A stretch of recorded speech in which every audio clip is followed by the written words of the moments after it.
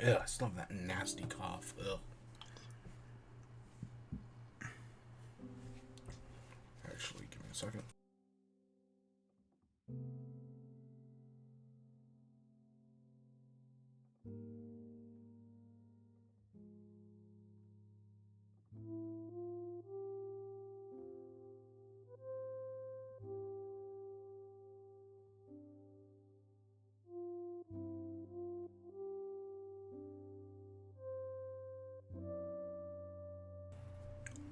Come on, load.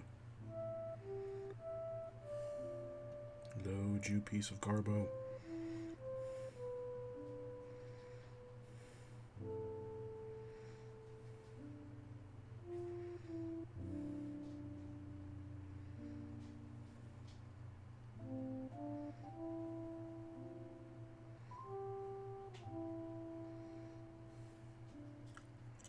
We'll see if it actually loads.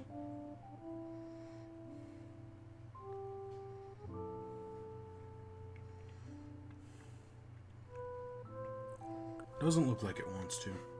So, as we have been doing these past few weeks, we're achievement hunting. If I pull up the achievements, we are only missing one with our powers with our powers combined, have all 3 frog lights. This is a nightmare. This one is a freaking nightmare. Last time we were able to get Sneak 100, It Spreads, and Birthday Song, all relative. Once we found the LA, this one was simple. These other 2 were stupid simple. And it's just this one. It's just this one. Whatever. Southern Lawn. No idea.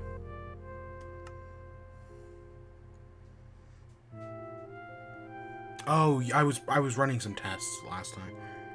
Sometime between last stream and this week, I was running some tests, yeah.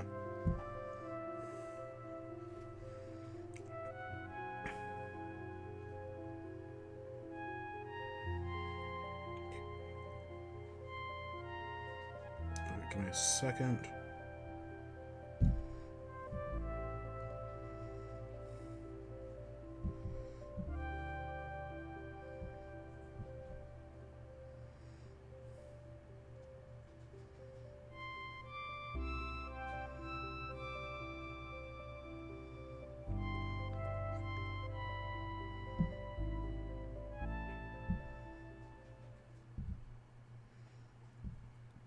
And,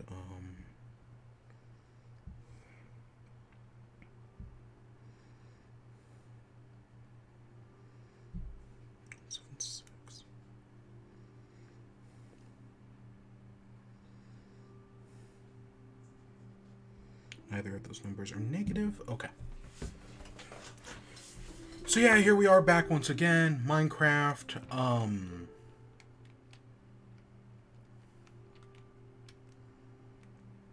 Actually, let's... So where we left off last time, right, we had done those achievements. Oh, God. And now we're back here in the game.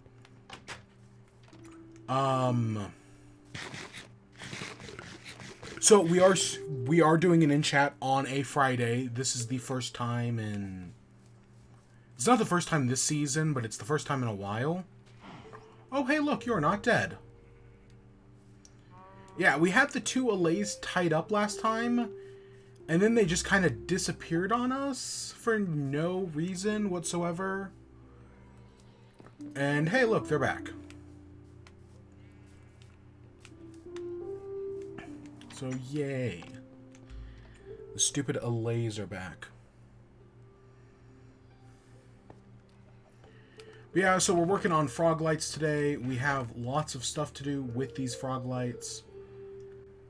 I need you. I need you. Do we have just a stack of... Yeah, right there. So last time we had raided the ancient city. We got a bunch of stuff from the ancient city. Nothing... nothing too amazing. Like, we made a recovery compass. But we didn't get enough music discs. We didn't get enough of literally anything else. So that kind of sucked. But, you know, the day goes on. So we're heading back to... Most of today is going to be spent dying in the nether. Like, spoiler alert, we need to move frogs around in the nether. And we're going to need a lot of materials. We're going to need a lot of supplies. So we've got a lot to do. I don't know if we'll be able to get the achievement today. I would love to. I don't know how possible that is. Just being completely honest.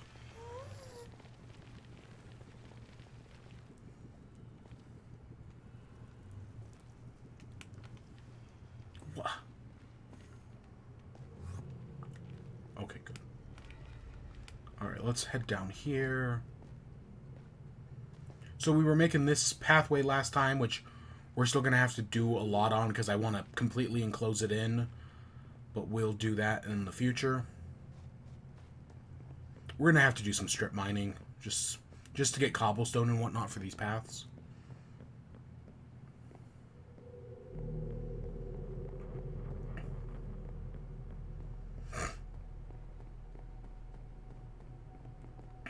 Yeah, we've got several directions to go, several things to do. And we're going to try to do them all.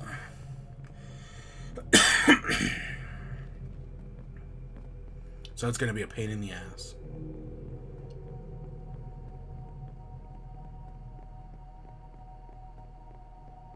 But yeah, so the reason we're doing this on Friday is because, well, one, I have the time right now.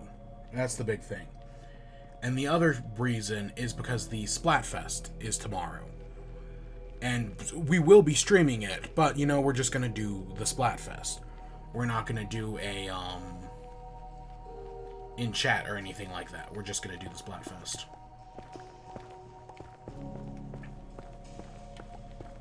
You know, I'm keeping it simple. But yeah, I was like, you know, it would make sense to do the Splatfest, right, with the in chat. But the Splatfest goes from, like, 9 to 9 or something like that. Like, it only goes for, like, a few hours or something. Right, it only goes for, like, 12 hours. Which, I swear they said the Splatfest this time was going to be longer, but whatever. So, yeah, because there's only so much time for Splatfest. Well, you know what that means, right? Normally we do the show at, you know, 9 when the Splatfest would be ending. So I was just like, you know, it makes more sense to just do it right now. Are we... We are going straight to that lava. Oh, good. We're just close enough to block it off.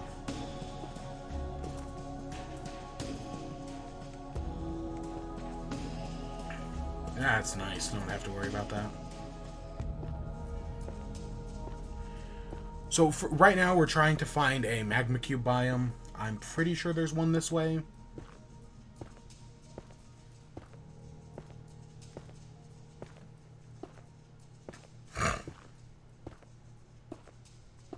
Also, the stupid Allay followed us, because even though they ran away last time, he's back, I guess.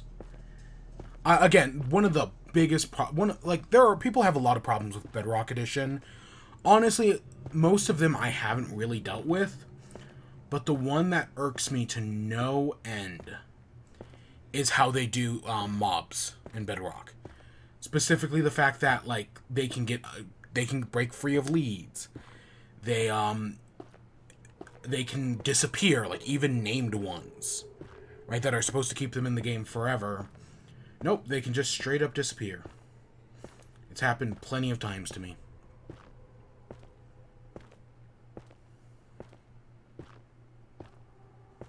So yeah, but it just annoys the crap out of me.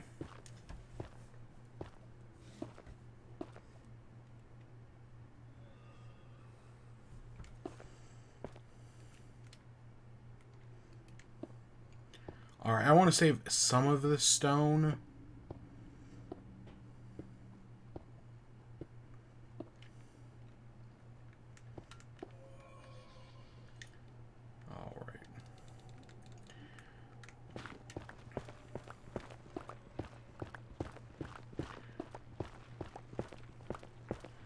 This Froglight one's gonna suck so much. Especially because we're gonna need so many supplies to get it.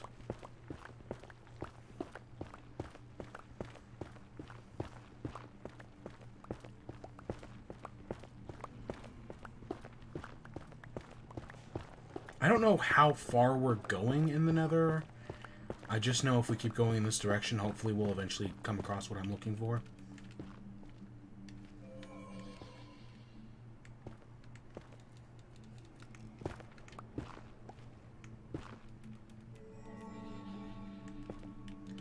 Oh, dummy.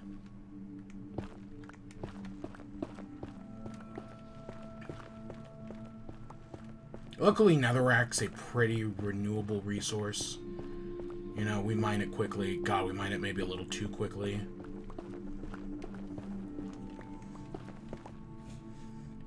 Give me a second.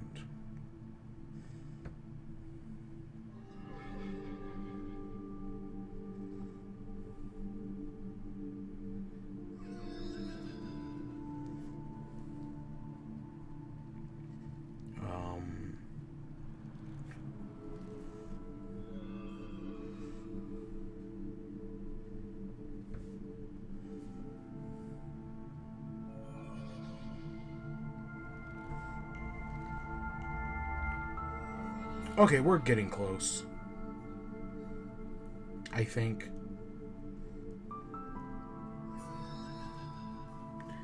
Yeah, we've still got a while to go, but we're getting close.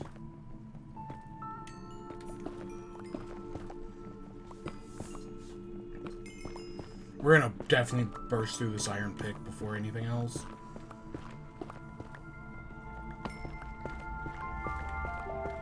But luckily, we brought the stuff to make more picks.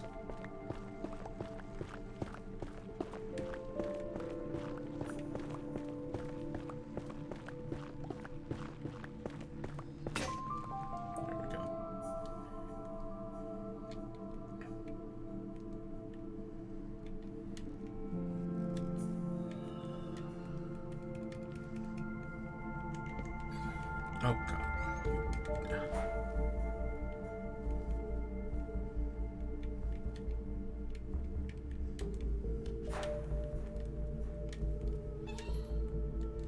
And luckily, we can always go get more wood. You are the worst, you little LA. So, I guess we should get into the news at some point, especially because we still got like 100-something blocks to go, if not more. So, our first story tonight is competitive Pokemon. Oh God, what does that sound? It's definitely a gas, but dude. So, the Pokemon World Championships, or some sort of Pokemon tournament, is happening this week. And as part of it, they released a new Pokemon trailer that, you know, goes over some aspects of competitive Pokemon and how it will work in Scarlet and Violet, because, you know, Scarlet and Violet's the new Pokemon game. So as a result of that, we have new details about competitive Pokemon, and yeah, some of this stuff's gonna be freaking OP, right? Like some of it's gonna be neat, right, to see how it gets used. But there's one thing in particular where it's just like, oh, that might just straight up be broken. Right? Like that's gonna be, ooh.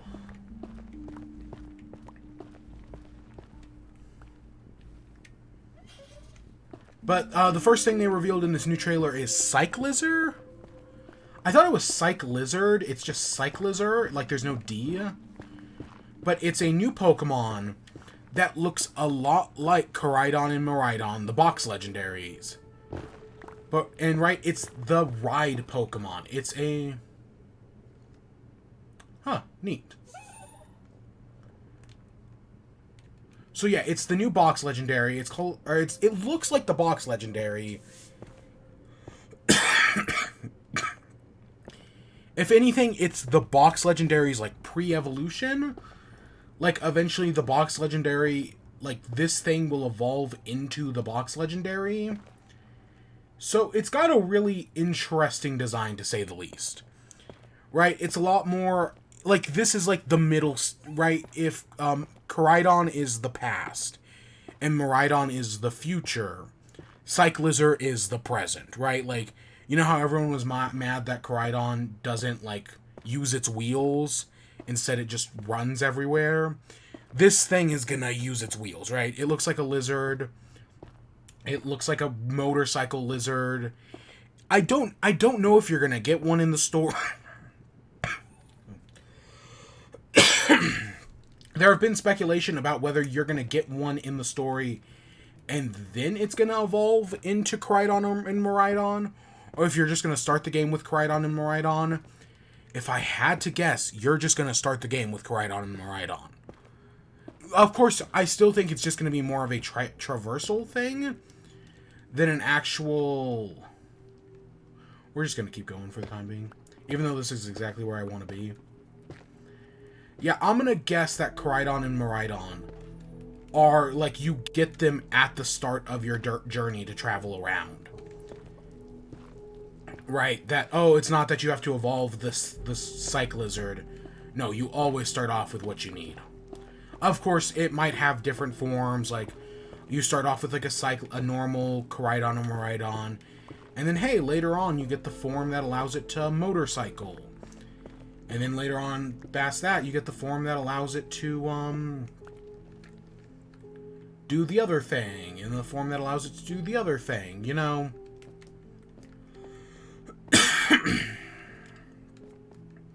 So yeah, that's totally possible. I guess we should start working our way up from here.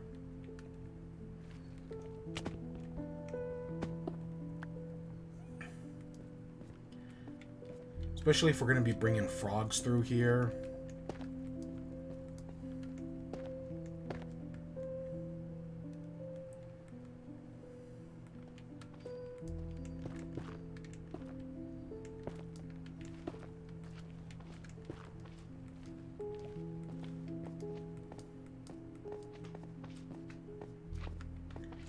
Yeah. Okay, so yeah, this is where we're bringing our frogs. In the future, hopefully. Once we get them. Alright, so this is that's this path completed. Of course, how we actually get the frogs to feed on these things, we'll figure that out. I'm actually going to create a little base. But yeah, so I think this is a cute Pokemon, right? Cyclizar. I don't think, like, if it is, like, the future and past version, which I think it is, I don't think as the player you're ever going to have to worry about that. Right? Like, that's not really a player problem. That's more of a,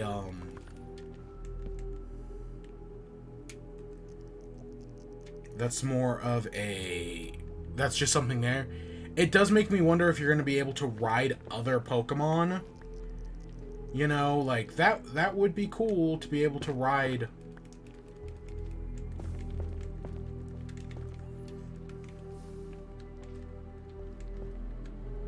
To be able to ride all these other Pokemon. But I don't know, realistically, I don't know if that's going to happen.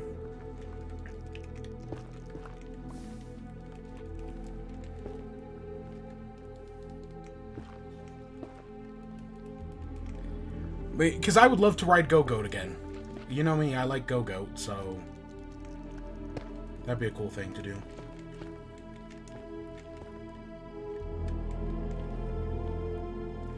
Yeah, and then it's got, Cyclizard has a new ability that is basically, like, it can, like, do a tail fake out. So it, like, separates its tail becomes... Right, separated from its body. And then it creates a substitute. So it's got, like, a new, like, substitute style ability that uses its tail. But it also works like Baton Pass or U-Turn, where it creates a substitute, but then it switches out to the next Pokemon in your party. Which, that sounds very useful, all things considered, right? I don't know entirely the practical application of it, but I see the potential for something good there. You know, it's funny. I'm feeling a lot, like, sick-wise, like, I'm feeling a lot better. My cough has not gotten any better.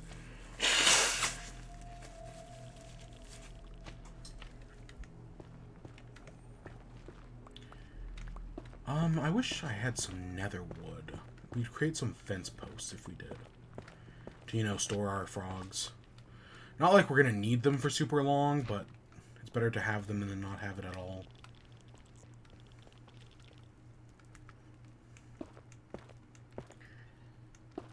But yeah, so yeah, I think Cyclizard is an interesting Pokemon. But there were other things shown, other new items. There's a new, what were some of the other new items? Lucky Dice? So yeah, there was a new item called Lucky Dice. That basically, you know the moves that hit like 2 to 5 times? Lucky Dice increases the chance of those 2 to 5 time hitting moves hitting, you know, 5 times. I know there's already an ability that does that. I think it's the ability that Cloyster has, if I remember correctly. But yeah, there's now going to be a Pokemon, or there's now an item that increases that. There are... What else was there? There were a few items. The big one, though, is there's this cloak. It's called like a covert cloak or something. And it basically means that like bonus effects on moves won't work on the Pokemon wearing this cloak. So like if the Pokemon wearing the cloak gets hit by like a move that has a chance to flinch, flinching won't work. It sounds like if the Pokemon gets hit by like a move that like paralyzes, it also won't work as well. So, like, any bonus effect a move may have just straight up will not work. And that, if I'm being honest, sounds pretty... Oh my god. If I'm being honest, that sounds pretty OP. Like, just reading it as I see it, this has a lot of potential.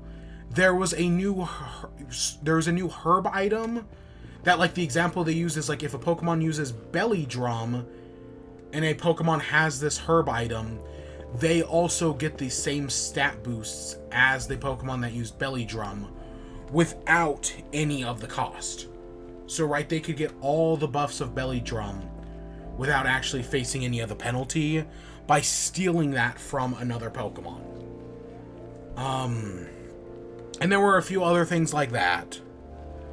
So yeah, we're looking at some new interesting items. Again, I've said it before and I'll say it again. Competitive Pokemon is more accessible now in the newer games than at any point in Pokemon history.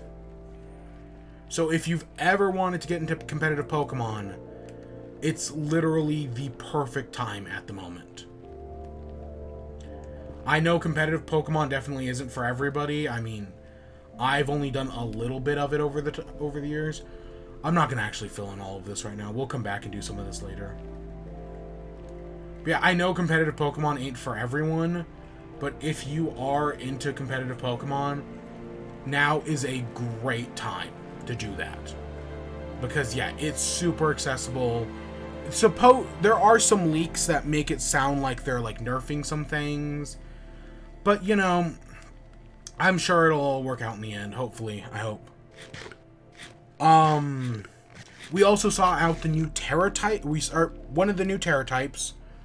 We saw what Ghost Terra type looks like, and it uses the Ghost sprite from Gen 1. You remember when you go into the Ghost Tower and you see the Ghost sprite because you don't have the Self Scope? Yeah, the Ghost Terra type uses the that design that, you know, it occasionally gets referenced in other Pokemon games, but it is genuinely, I think, really cool to see it again here, because I think that little Ghost sprite is actually really cute, and you know, I love seeing it whenever it shows up. So I'm actually a big fan of it, right? Like, I think the Ghost Terra type, There's also a new move called Terra Blast that basically it's a stab type move that, right? Oh, if you've turned into a ghost Terra type, well, hey, Terra Blast is now a ghost type move that does more damage. So I'm assuming that's gonna be a TM. God, I hope TMs are reusable. That's one of the things that pisses me off so much about the Diamond and Pearl remake is that they made TMs one use again.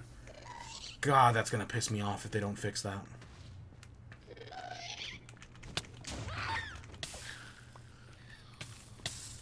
Because yeah, that was just a terrible move all around. So we'll see. All right, so where am I going?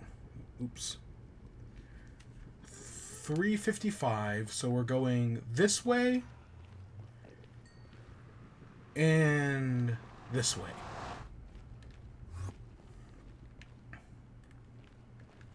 All right, let's get this number done first.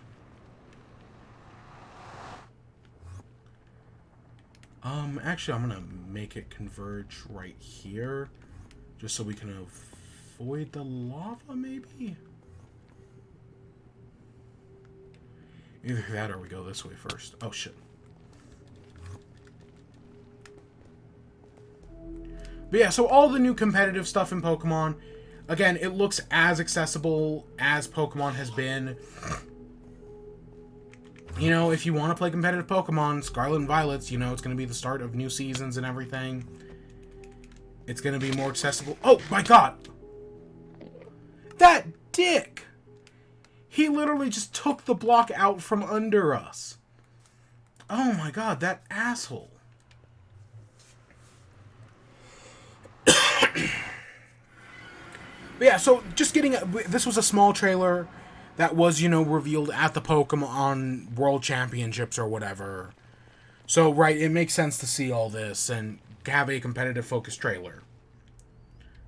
It is interesting to see two trailers so close back to back with one another.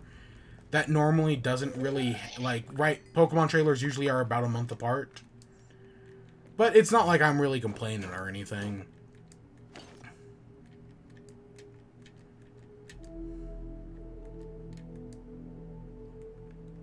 Where's my axe?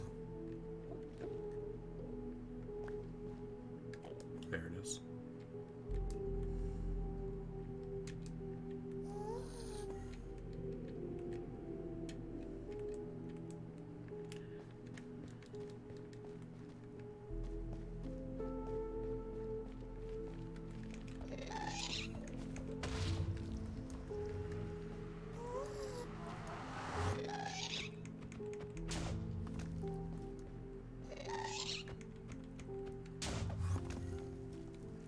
We need to get rid of this ghast. If he'll actually stop missing. Oh my God, there's two of them now. I didn't even look at the Enderman. What? I was looking up that entire time. And some of our stuff burned in fire. Fuck. God, I hate the Nether so much. Yeah, I wasn't even looking at I was looking up the entire time. To, you know, avoid that, because there were so many Endermen right there. And something's killing me, of course.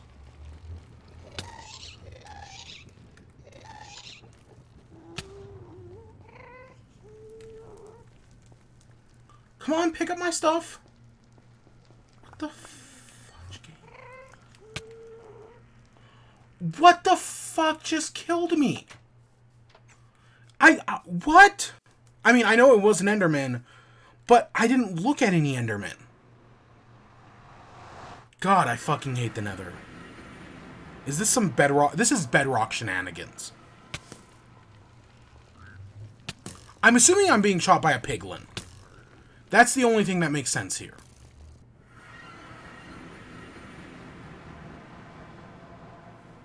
What? Did I spawn in the other world, get pushed out, and pushed back into the portal?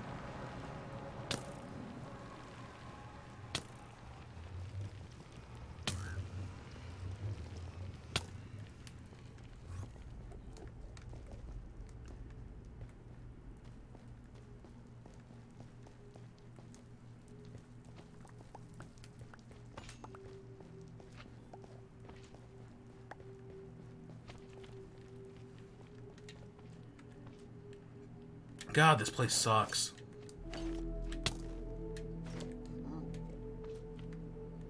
We cool? Don't know where my sword is. Got pickaxes. Got bread. And I just lost so much of that netherrack. I had like 4 or 5 stacks. And now it's all presumably burned up.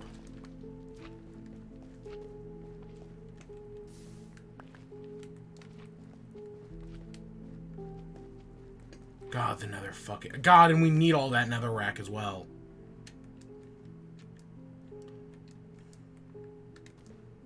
Okay, we still have the wood. Okay, we're heading this way.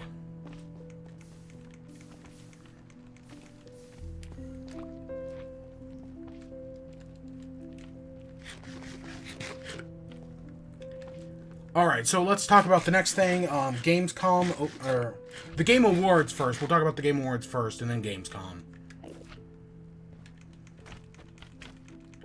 So, the Game Awards have been officially announced to be in,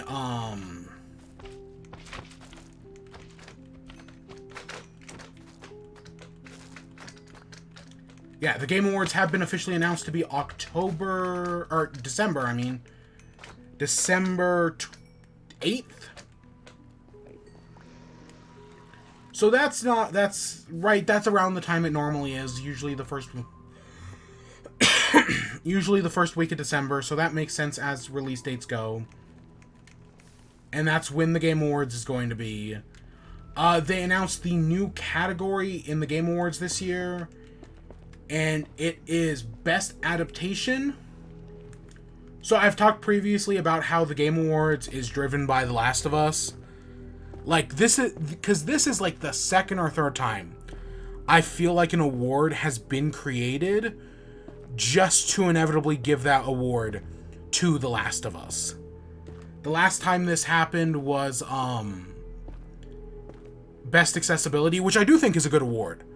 But right, the year they announced the Best Accessibility Award, it was because of The Last of Us 2. So it would not at all surprise me if they've announced a Best Adaptation Award, because, you know, they're making a Last of Us TV show that's coming out. I don't think it's coming out this year, but yeah, that just... I know that's just conspiracy theory, but it really does feel like that. I know there have been other adaptations. There was a Resident Evil show this year. There was Sonic 2 this year, which I thoroughly enjoyed. But sometimes it really does feel like that. That, right, they create these awards just to give them to The Last of Us. But I do think Sonic 2, out of all the things nominated, or all the things that could potentially be nominated, I think Sonic 2 is the safest bet. What is it, sleepy baby? Oh, was someone a sleepy baby? Oh, is someone heckin' angry? Oh, was someone a heckin' mad chonker? Actually, I should actually go take care of them real quick. Fucking Soul Sand Valleys.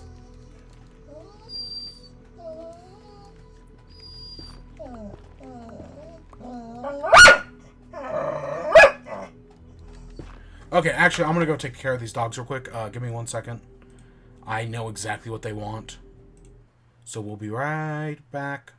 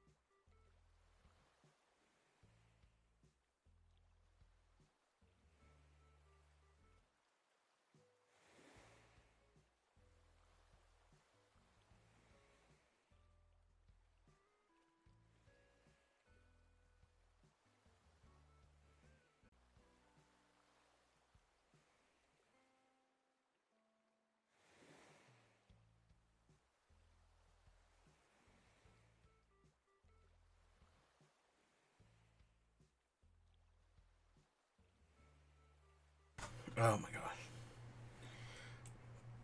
I bought a small bag of, like, toffee M&Ms. Because, you know, I'd never had them before.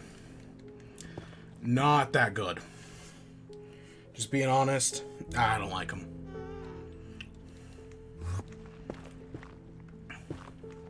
I was really hoping to get more down here.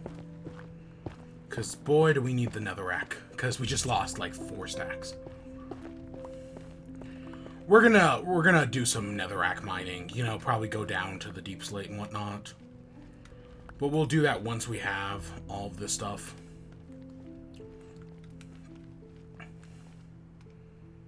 Right now, I'm just worried to navigate this soul sand biome. Because this thing... Soul sand biomes suck. They're seriously one of...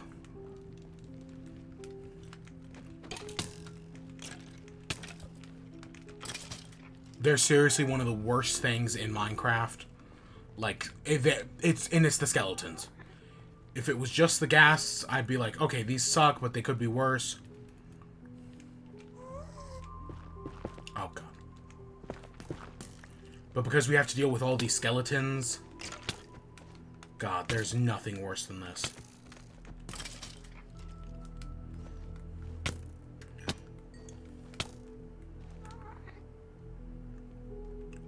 It's completely frozen on me. I'm gonna pop back in and I'm just gonna be dead. Because the world's continuing on without me, but I'm not. Oh, thank God.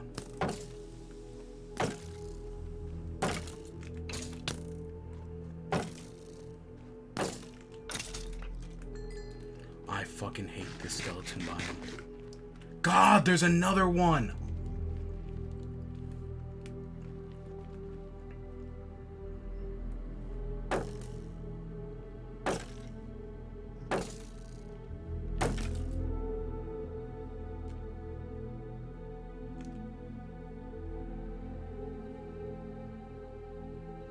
God, the game is laggy.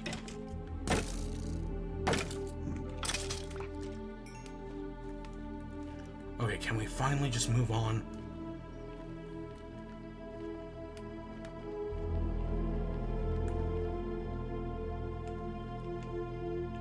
We only have to go just a few more blocks.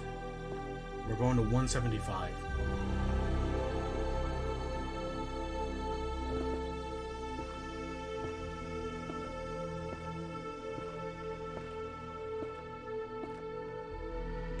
Okay, and then we're going this way. For a good 250.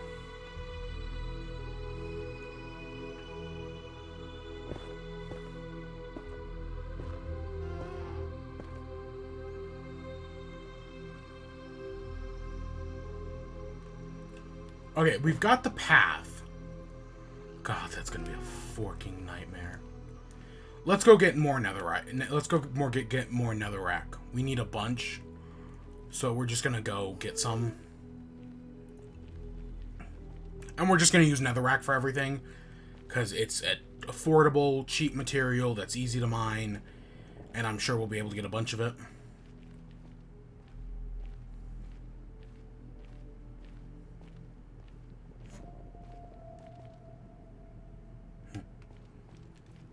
Let's just make a netherrack mine.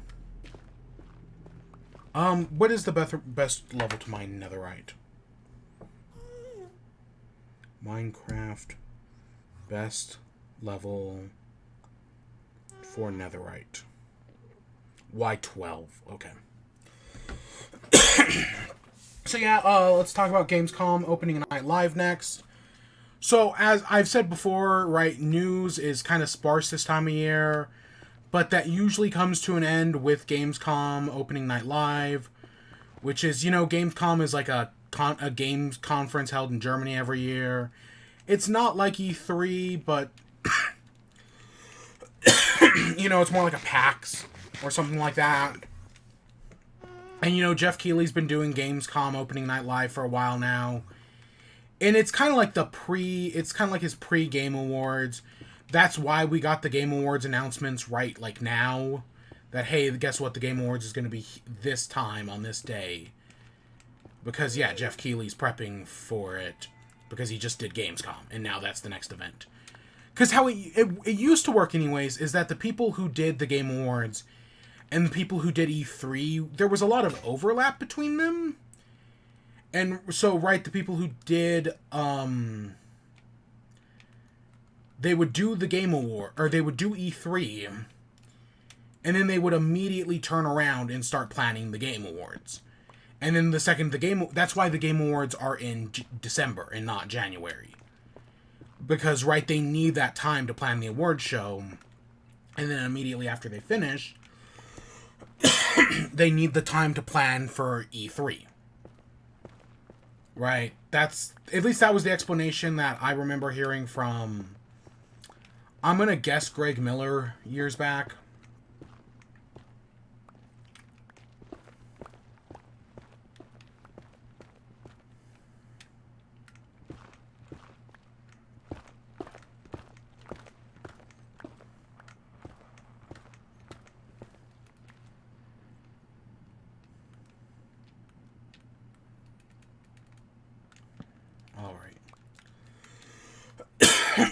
Let's see if I can find any netherrack. Or a netherite. So yeah, that's the explanation I was given for that many years ago. I think it was on a kind of funny podcast or something. I don't know. But so Gamescom opening night live, I'll be honest, I actually did not watch the show. I was at work when it happened, because I think it happened early-ish in the morning, at least here in the States. And so I was I was busy when it happened. I watched a recap, like a summarized, oh, here's everything that was announced a few hours later. And so I'm just talking about the highlights, the things that interest me. This is far from everything that was announced during the show. So just keep that in mind. The first thing is the DualSense Edge. God damn it. I don't know why I'm coughing so fucking bad.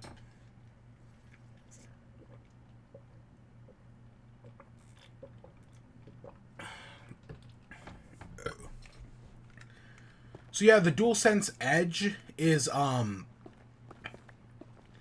basically PlayStation's answer to the Microsoft Elite controller.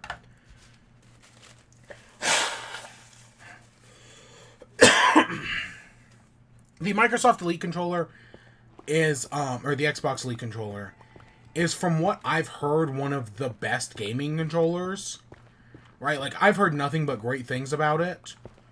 So, yeah, hearing about that PlayStation's doing their own version of it with the DualSense makes sense. I wonder how expensive it's going to be, of course. I don't think we really have a price. But, right, this makes sense, because, yeah, people really like that Xbox Elite controller. The Elite Controller 2. I've never used one, at least. I don't think I have. I actually could totally be wrong about that.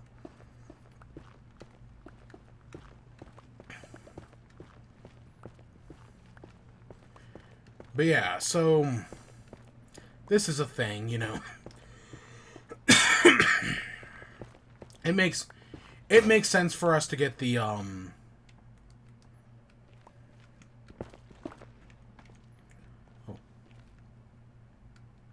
Okay, that's not going to be of any help. It makes sense for PlayStation to announce this. This was an interesting place to announce it.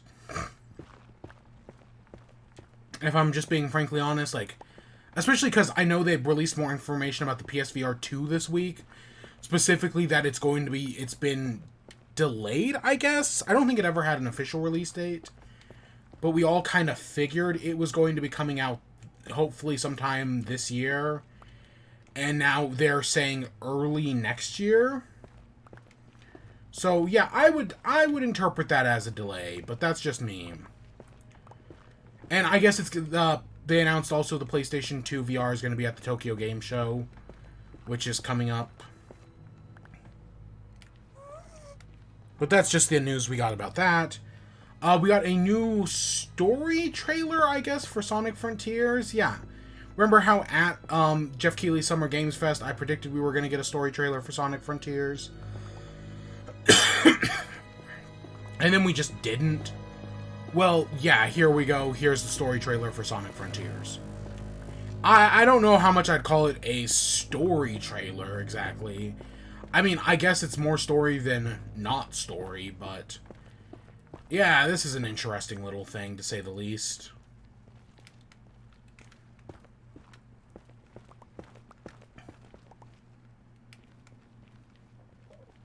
Ooh, glowstone. I want glowstone. I like glowstone.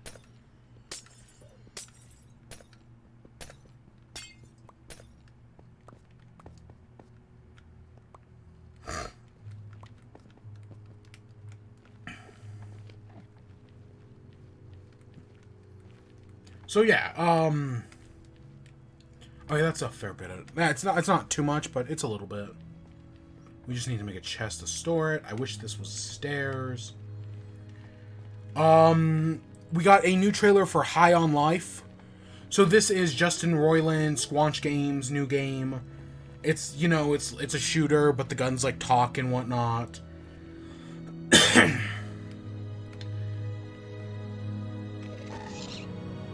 Oh god, what the fudge is that gonna do?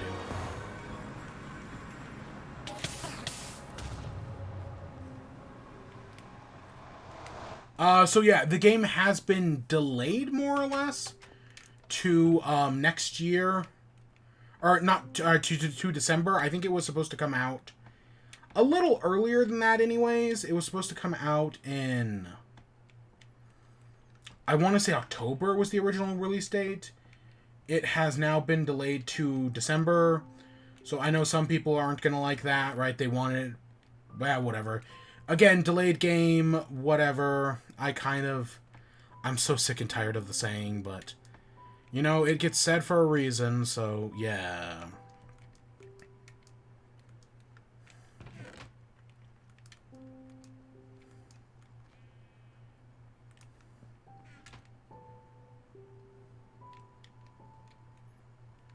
But yeah, there were a bunch of people we got a new kind of trailer thing for it, and there were a bunch of people clowning on the game, and, you know, I definitely don't, right, there are some people who really do not like this game, do not like its presentation and everything.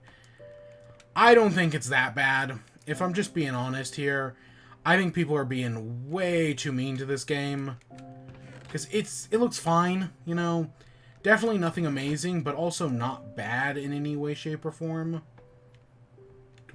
Is there anything in here I need? Whatever. But yeah, I think people are just being way too mean to this. It looks fine, right? It's Justin. If you don't like Justin Roiland, I get it, because I know he's definitely not for everyone. But I do. I think I like him. I like his stuff. You know, I'm a Rick and Morty fan. I know being Rick and Morty fan is cringe. Oh fuck! Oh fuck! Oh fuck! Fuck! Fuck! I saw what was going on and I was trying to run away because I realized I was going to die. There was just a fireball sitting there, and I just couldn't get away. I just could not get away. Fuck! I hate the Nether. Who knows how much of my supplies I just right? I just spent all that time getting that stuff. Who knows how much of it's gone now? Because I was literally stuck in a hole on fire, and we created a new Nether portal. God, I fucking hate the Nether. We didn't lose all of it, but God, we lost more than I liked it. Yeah, we lost maybe 3 or 4 stacks of fucking netherite. Or of nether. Not netherite. Fucking netherrack. You know, shit we needed. I also lost all my armor except for my helmet. God, I fucking hate the Nether. This place fucking sucks.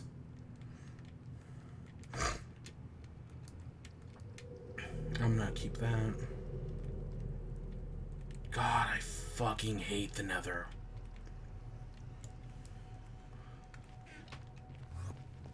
God, this place sucks. I'm so annoyed. That was a completely pointless death that I was trying to get away from, and the game just wouldn't let me. And we have to bring fucking frogs through here. We're gonna have to lead up frogs and trail them all the way across the nether just to get them here.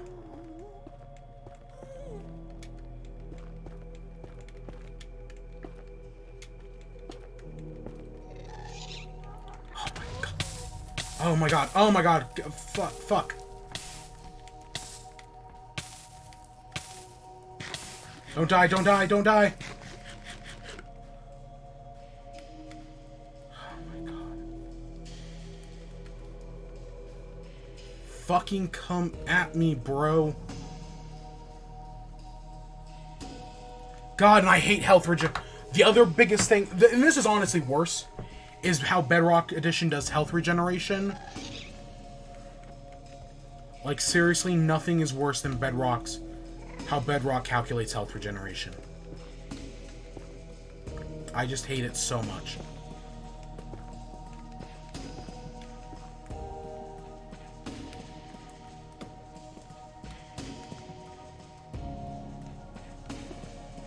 What else? What else was Gamescom? Gotham Knights got a new trailer. I am actually interested in Gotham Knights. I own all the Arkham games on PlayStation. I picked them up for like... Oh my god.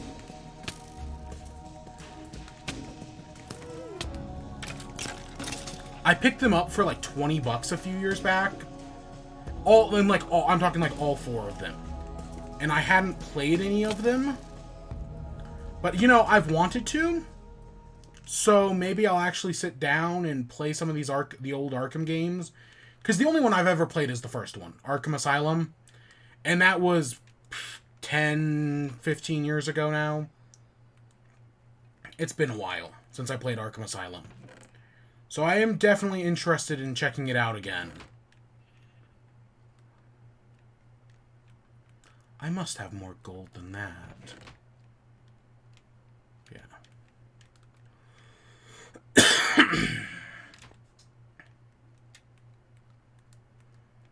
So yeah, I'm interested in playing Arkham Asylum, playing Gotham Knights. The new trailer, they advertised as like a villain trailer. Harley Quinn, Clayface, Mr. Freeze. It all looks pretty solid. You know, I'm interested in all of it. But yeah, that game comes out. I think it actually got pushed up by like a week. So, because the game officially went gold this week. Fuck me. Oh, hey, look, 2 more stacks of nether. Where the hell is that? I'm gonna store these in here. What the what the... I fucking hate this. I knew this was gonna be a nightmare, and guess what? It's a fucking nightmare. God, I hate the nether. It was so much easier to deal with in Bedrock Edition. Right? When it's not lagging, when you can go into the nether in seconds. Right? Oh, God. It was so... We're gonna go underground in the Soul Sand biome. I can't fucking deal with that.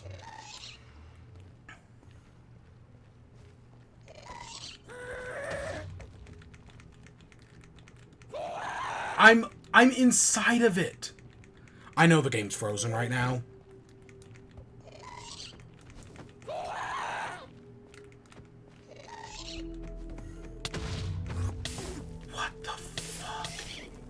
Just kill me. Just fucking kill me. God, I hate the nether. And the lag, man.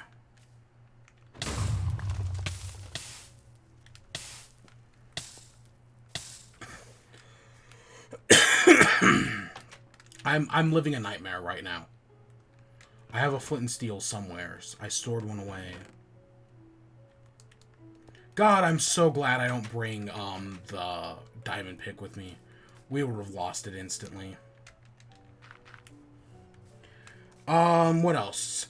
They showed off Pokemon cars. They also did show off Pokemon cards for the new Scarlet and Violet card set. But, you know, remember how Microsoft was famous for, like, showing off cars during their E3 showcases?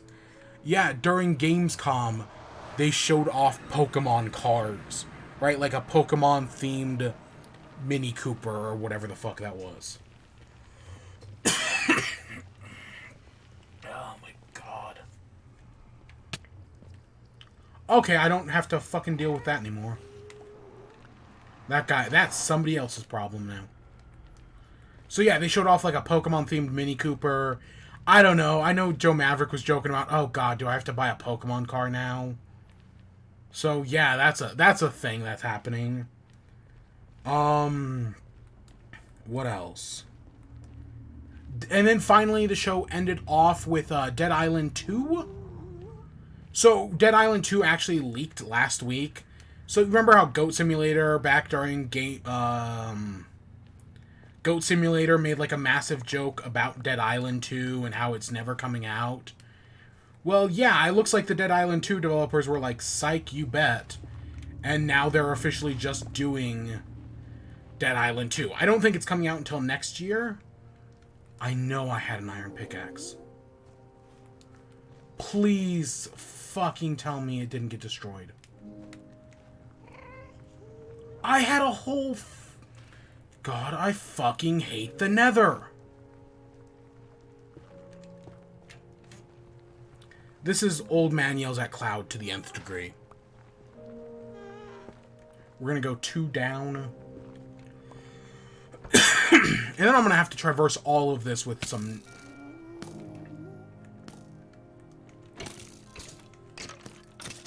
I made a new shield. I know for a fact I did. Oh, God.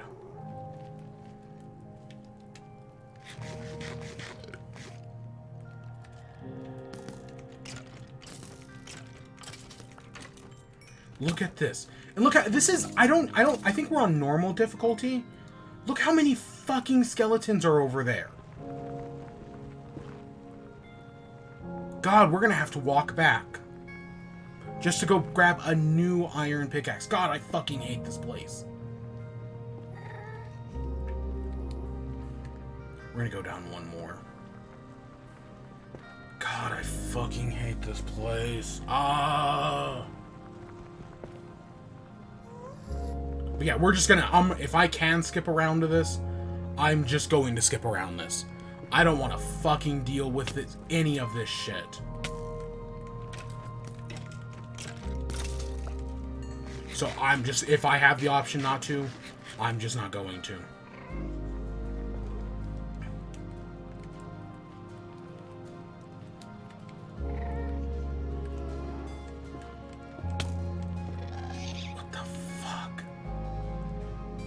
God, this sucks. And look at this. I'm full on hearts, or I'm full on food, but I'm not recovering any health. Because how Bedrock recovers health is the worst thing in the world. Just fucking kill me. Just do it. Do it, you fucking... I'm so annoyed. I'm so annoyed.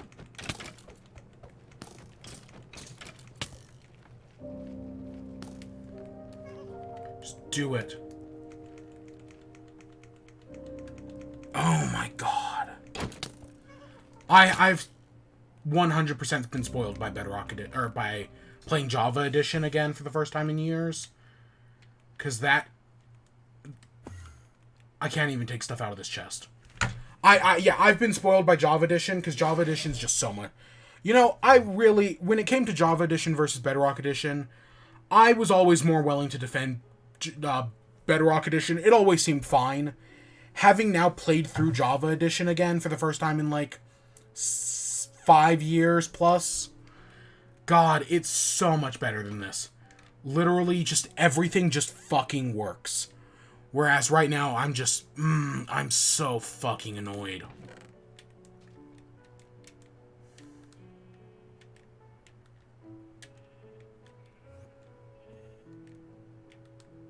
God damn, I'm so annoyed.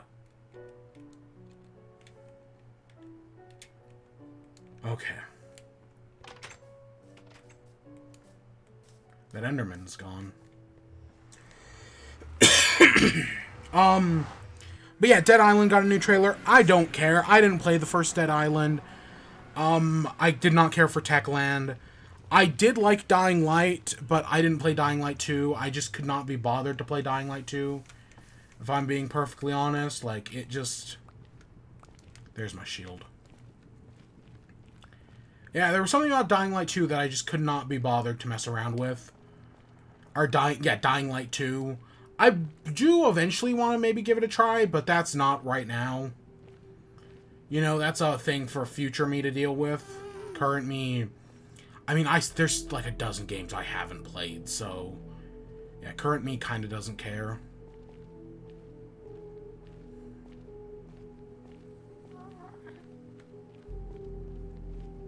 Fuck.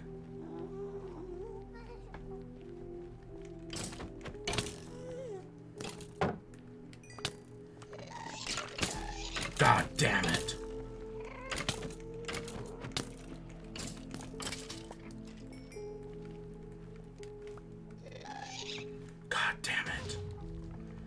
I fucking hate this place! And no biome is worse than the Soul Sand Valley.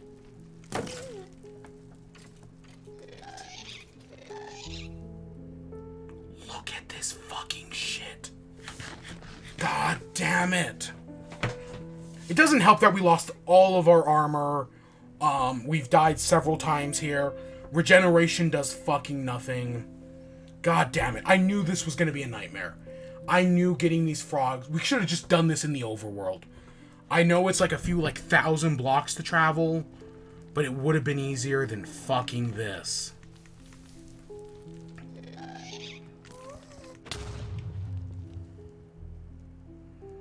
It would have been easier than fucking this. I mean, it's not like I'm a role-playing game. I mean, even if it was, what role am I playing? The fucking victim? God damn it, this fucking sucks. I hate this so much. On every conceivable level, this is a fucking nightmare. And we still have to go 250 blocks. Right? We still have a long ways to go. I'm gonna have to cover all of this, and... Because, right... If just random fucking gas in the Soul Sand Valley are just killing the crap out of me, we're gonna have to cover all of this. And then maybe we'll get lucky and escort our frogs through. God, if I lose another pickaxe, I'm gonna be so fucking pissed. I'm glad we haven't lost the food. That's another good thing we haven't lost.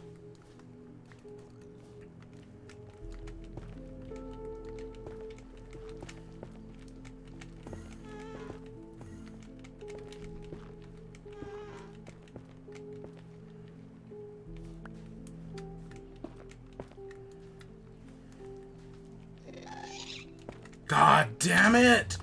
Where the I'm so annoyed. I'm just so frustrated here. And there's fucking nothing I can do about any of this. God, Soul Sand Valley... You know, Soul Sand Valley was the worst idea they ever had. It's just such a nightmare to traverse through. And do fucking anything in. Because there's so many projectile enemies. I don't even know where that fireball is coming from.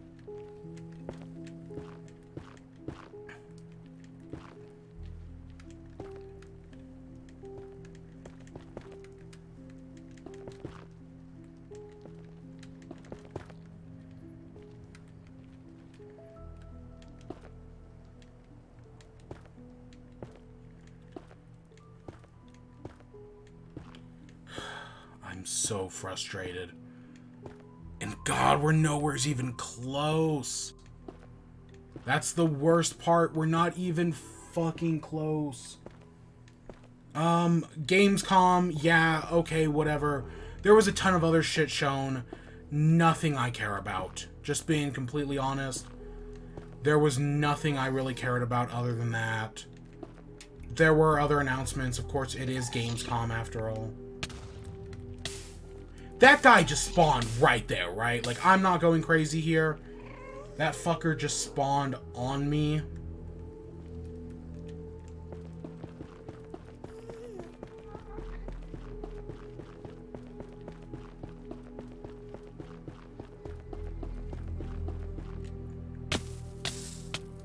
I fucking hate everything. I'm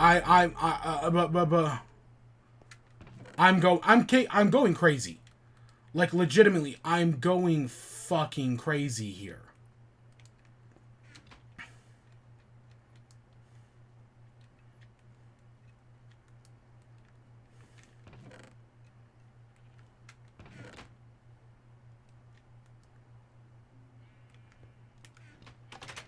God damn it! I knew this project was I knew getting these frogs was gonna take for... This is one of the worst achievements. Like, honestly, like, oh, feed frogs magma cubes. Doesn't sound that hard. Getting the frogs to the magma cubes is the worst thing in the world.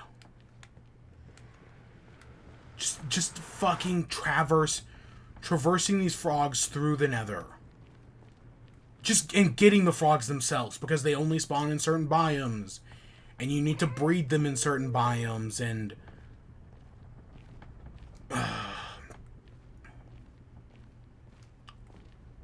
Yep, that gas took out a 2-block hole.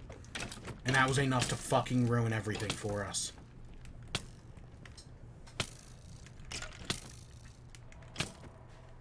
Yep, a 2-block hole. And that's it. That's the end of it.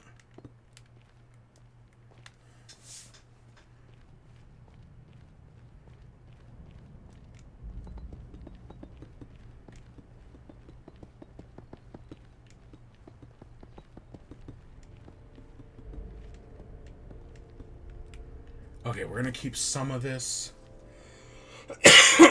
Okay, what the fuck else is next? I'm so frustrated here, I can't even begin to describe just how annoyed I am. Well, I mean, it should be fairly obvious how annoyed I am, but, like, seriously, this, on every conceivable level, this fucking sucks. The Nether is the worst, and it's specifically these Soul Sand Valleys. Nothing drives me crazier than the fucking Soul Sand Valleys. Like, we've put up with some bullshit. Nothing as big as this. God, this fucking cough. Ugh. I've just ruined my night. I'm really glad I did this today and not tomorrow. My God, I've ruined my night. Fall Guys. So there's been some Fall Guys Season 2 leaks. One of the new costume, right at... Oh, look at that. The new costume that you get rewarded for getting level 100 is, Hatsune Miku. So, hey, yeah, that's a costume now. If you're at all interested in that, well, hey, there you go. You can play as Hatsune Miku in Fall Guys. There's 2 Hatsune Miku costumes as well, like, it's not just one costume. There's 2 of them. One is the reward for level 100, and I think the other one looks like it's gonna be, like... I can't remember if it was a challenge. Oh, God. There was something about the other costume as well, right? Maybe it was a purchasable... I think there was something to do with, like, a challenge, like there was, like, a leak backpack or something. From, you know, the spinning leak meme or something. I don't know. There is a thing that it looks like the new season pass might go up to 200, which is crazy to think about, but yeah, it looks like it's a little bit more complicated than that. Like, it's not like, oh, the new season's 200.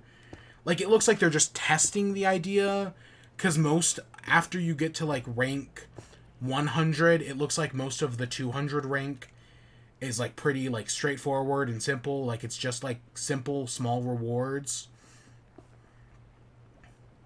So it's nothing, like, super special or anything. But they're at least experimenting with the idea of doing 200 rewards.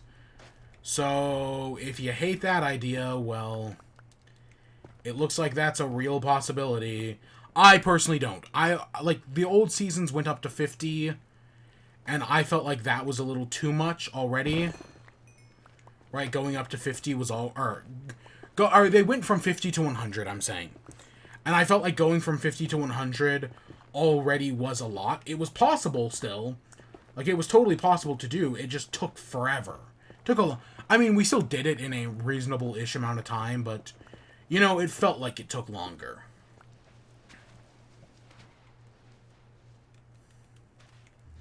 So, I'm not entirely on board with this new 200 potential season.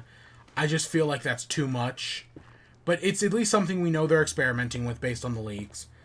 It looks like the theme for the next season is, in fact, space.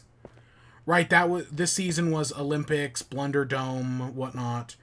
But yeah, it looks like the theme for the new season's going to be space. Which, honestly, it makes sense, you know. And, there's also they also announced, I think this was announced at a Destiny showcase. Like, Destiny, as part of Gamescom, held their own, like, digital showcase. And during their digital showcase, they announced that Fall Guys and Destiny was going to be having a crossover. So yeah, for the people who still like Destiny, I know there are plenty of people. I was never able to get into Destiny, and I never will. But yeah, if you're one of those people who if you're someone who likes Fall Guys and Destiny, I guess, well, hey, here you go. Here's some Fall Guys skins. I'm assuming they're just going to be purchasable, you know, 20 fucking bucks.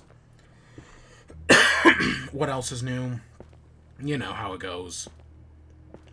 But yeah, you know, because we know the season's ending soon-ish, because the monthly challenge, or the marathon challenges, as they're called, I think it runs out in, like, the next week or two. So we know, yeah, we do know the season is ending. So it makes sense, but it's still a wee bit away.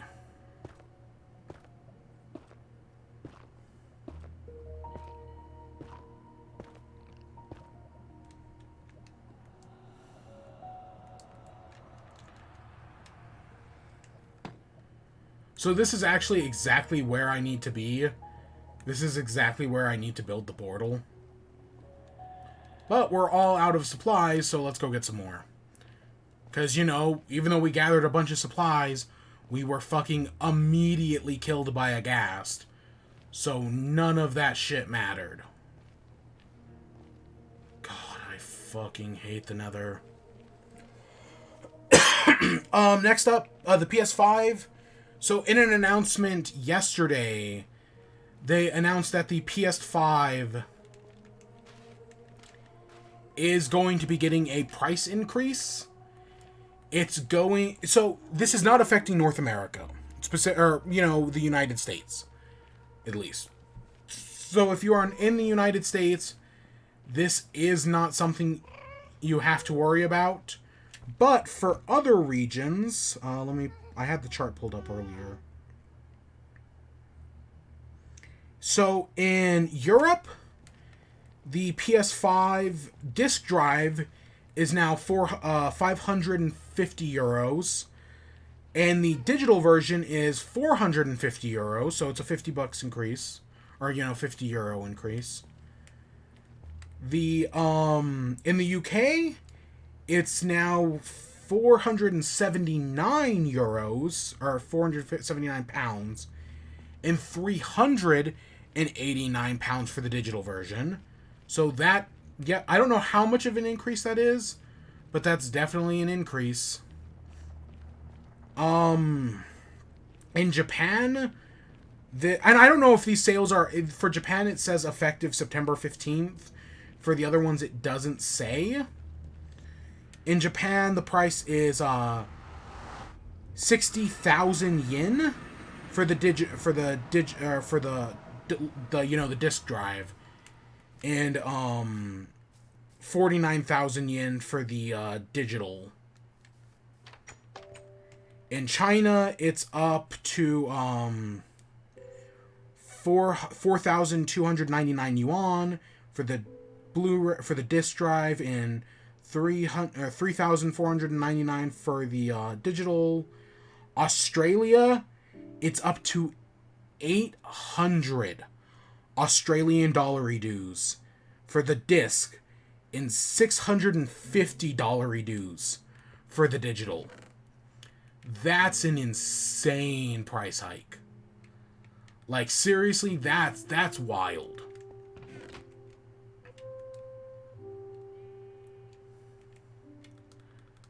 How much is it to make a... Let's grab 10.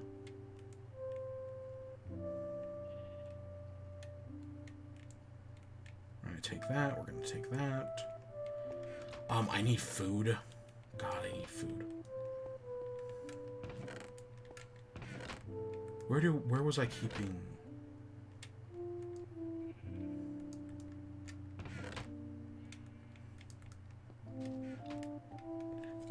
in Mexico, it's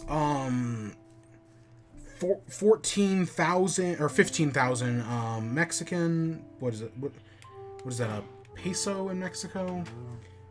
And 1250.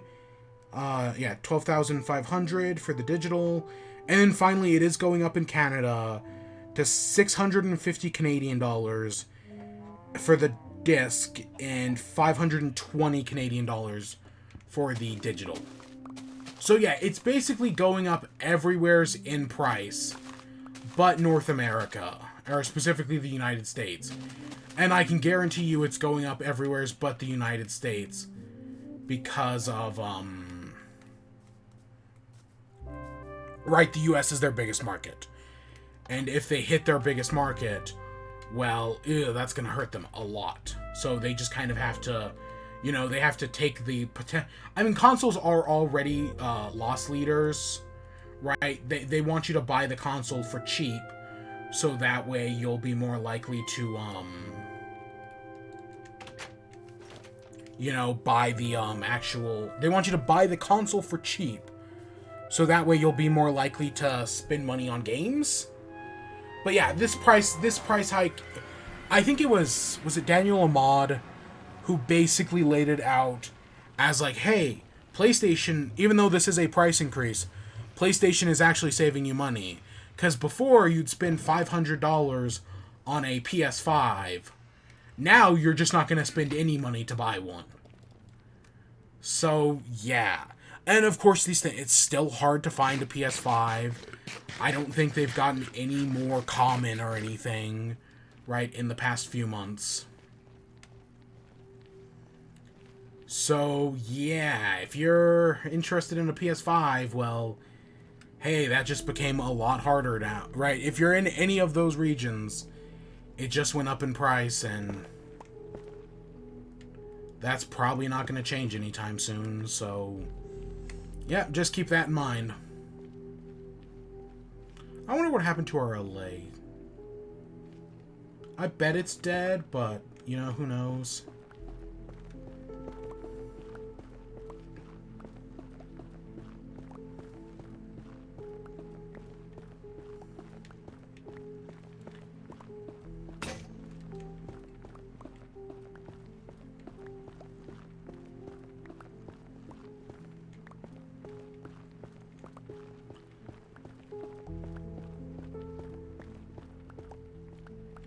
Honestly, I could spend this entire stream mining netherrack and we just immediately lose all of it.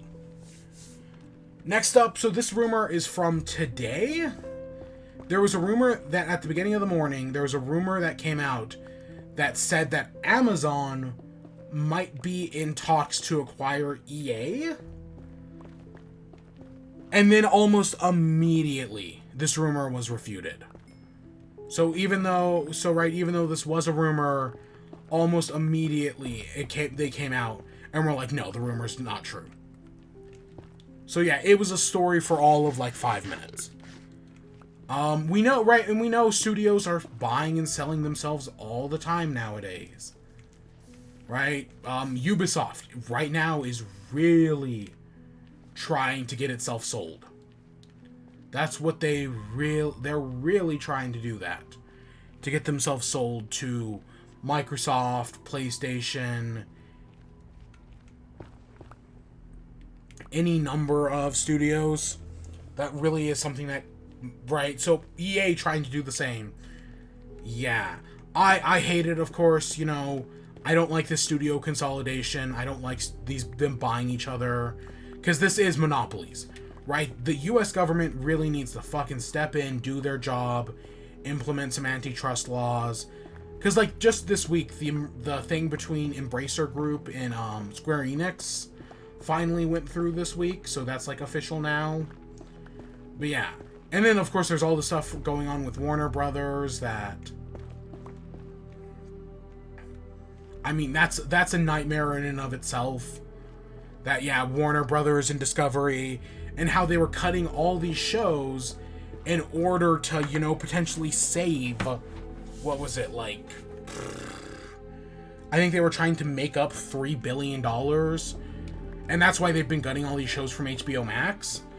But it looks like they've lost $20 billion in market share. So yeah, all these cost-saving measures by Warner Brothers have just completely backfired. And it looks like they have lost a lot of money. So yeah, that's a thing that happened this week.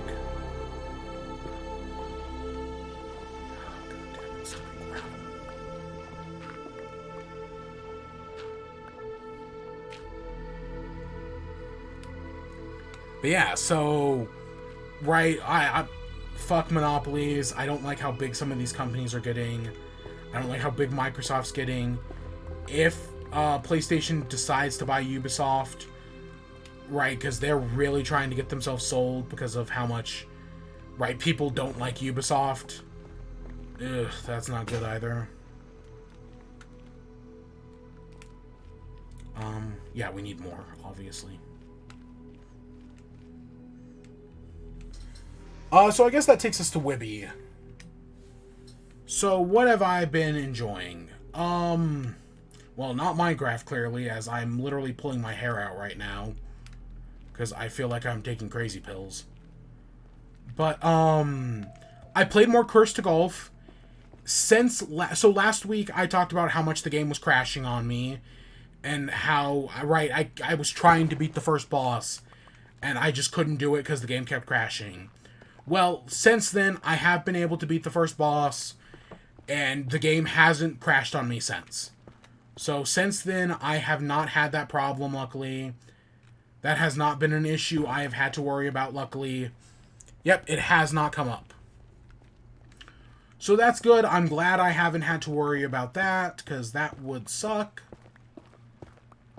And yeah, that was an issue. I haven't actually... the game... So, it's a rogue. So, Curse to Golf is a roguelike. Right? So, like, every time you're going through levels that are randomly generated. And, I'm not terrible at it. But I'm also not great at it, either. And runs in Curse to Golf can take a long time.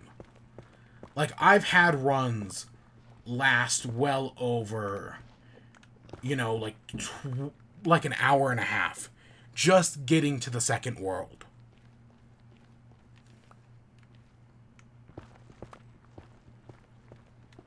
So runs can go... runs in that game can last a while. And I have definitely had long runs. But I have not been able to get... There's multiple worlds, and I have not been able to get past the second one at this moment. The second boss just absolutely kicked my ass. Spoiler alert.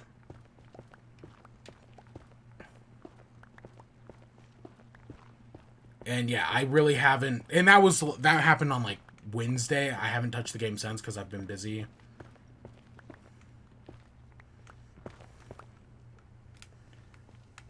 But yeah, I've been...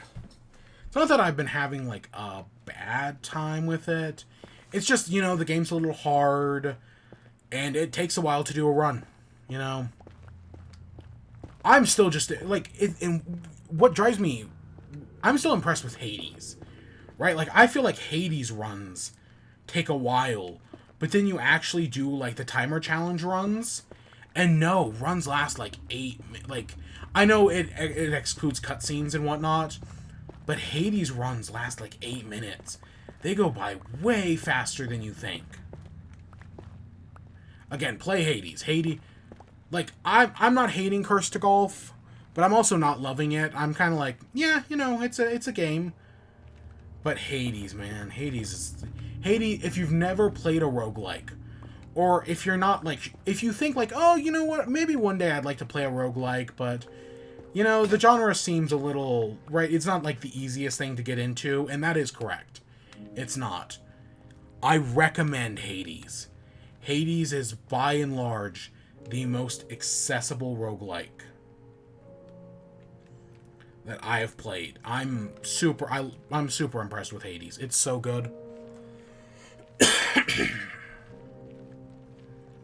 So yeah, I do highly recommend it. But yeah, no, I've just been playing Curse to Golf, you know. I haven't entirely loved everything, but I also haven't hated much either. You know, it's just another game, you know. Do I kind of regret buying it over something like Curse of the Lamb? Probably. Like, I probably should have picked up Curse of the Lamb or any other number of things that I've been wanting to play recently. But you know, I also could have picked up much worse games, you know. It's okay. It's okay. I think that's the only game I've played this week. Yeah, no, I think that's it. There's been stuff honestly, there hasn't even really been stuff other than, you know, like that Cult of the Lamb and Autonauts, which I want to still play. I haven't really played much else. Again, I've just kind of been busy. You know how it goes. I did watch some anime, and I'm gonna have to provide some context for this. So, you know how people make like those hour long, 2 hour long, like, oh, here's a YouTube video, 6 hours about every reason Star Wars The Force Awakens is the worst movie ever. Part 1 out of 7, right?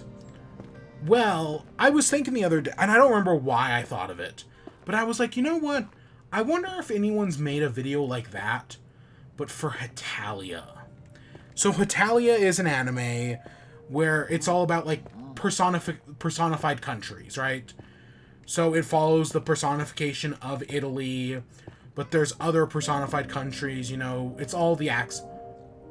Oh my god. For some reason, I forgot I was wearing gold boots. And for a second there, I was like, oh shit. Oh shit.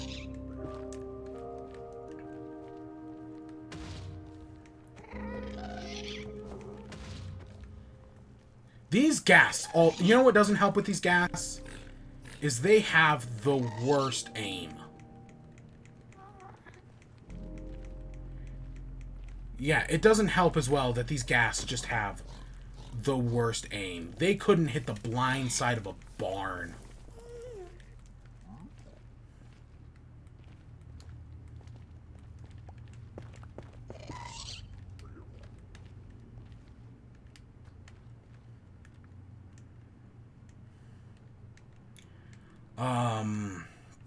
But yeah, so I was like, you know what? Because I remember Hetalia, but I also remember it being like super controversial and having like a super controversial fandom. And so I was like, but I never knew why. I never knew any of the details. I just know there was controversy. So I was like, you know, I wonder if anyone's made like a multi-hour YouTube video talking about the controversies of Hetalia. Right? I was more just curious. Really? You can't place gravel on soul sand. Huh. Curious and curiouser.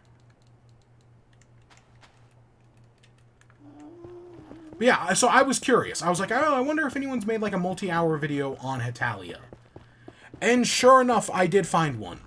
At least for what I was more curious about, right? Like all the controversies and... right, stuff like that. So I looked it up, and I'll pull up the video title here in a second. Let me run back and get some more stuff so that way I don't die. We're gonna need so much netherrack. Oh my god. I should really just set up a cobblestone generator and sit at it for a while. I honestly feel like that's going to be faster than anything we do here. Let me pull it up. So the video was made by...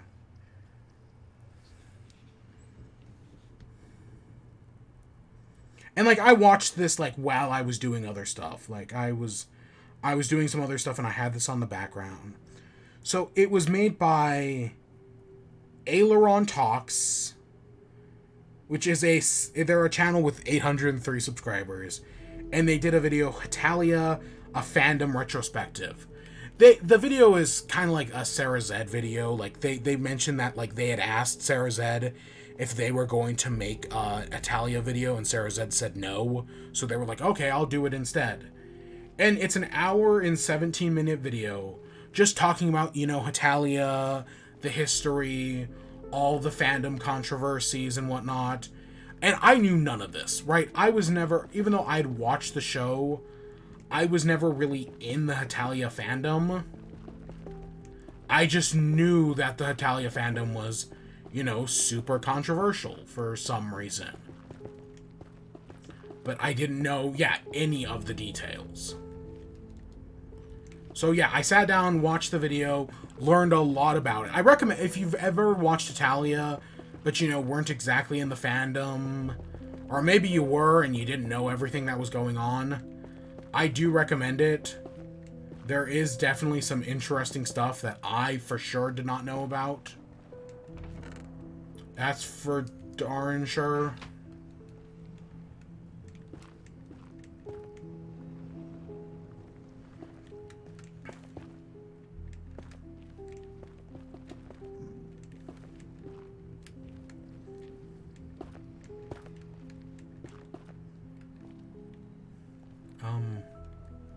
I should make some doors, but whatever. So yeah, I watched the and then after I finished the video, I was like, you know, even with all the fandom controversy, which again, I was never really part of the fandom. I just knew things about the show. I was kind of like, you know, I kind of want to watch Hetalia again. So I sat down and I started watching Hetalia again. Because I don't think I'd ever seen past the like 4th season. Because I'd never seen the art style change, and I think that happened in the 5th season. So I knew nothing about the art style change or anything. Oh my god.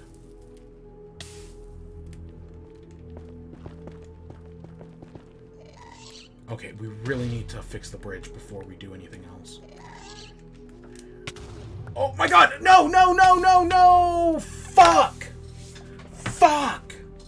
We're gonna set up a, you know, honestly, we're gonna set up a cobblestone generator. I'm gonna go fix this bridge. Hey, buddy. And we're gonna set up a cobblestone generator, and I'm just gonna sit at it for like an hour. So that's, spoiler alert, we're not even getting to frogs today. We're not even touching the frogs. We're literally just gonna sit here and just farm cobblestone for the rest of the stream, because clearly that's what we need. Because none of this other shit is working. And we just lost everything in lava. And we have to fill out the second row as well. Like, we can't just, for an average player, this would be fine. I mean, the floor would preferably be cobblestone, but other than that, you know, for the average playthrough of Minecraft, this is kind of all you need. But since we're transporting frogs, and frogs can jump, and they're fucking stupid, and they can kill themselves easily, yeah, we're gonna have to just cover this entire thing.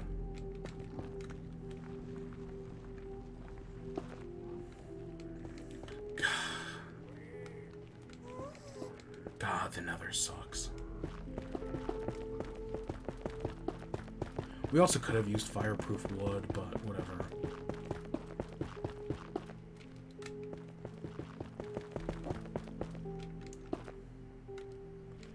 Okay, let's go get...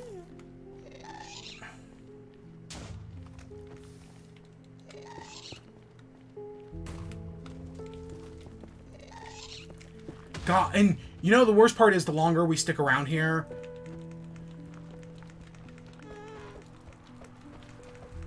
Yeah, the longer we stick around here, the more the bridge gets fucked up. So yeah. But yeah, so I started watching Italia again for the first time in a long time. I mean, so when I started watching Italia the first time, the year was like 2014. And the reason I had started watching it was because a friend recommended it, because I had just gotten into anime. Right? It was 2014. I had never watched an anime before, but a friend was like, "Hey, you should." Right? When I was like, "You know what? I'm going to start watching anime." A friend gave me a list of 20 animes that they recommended.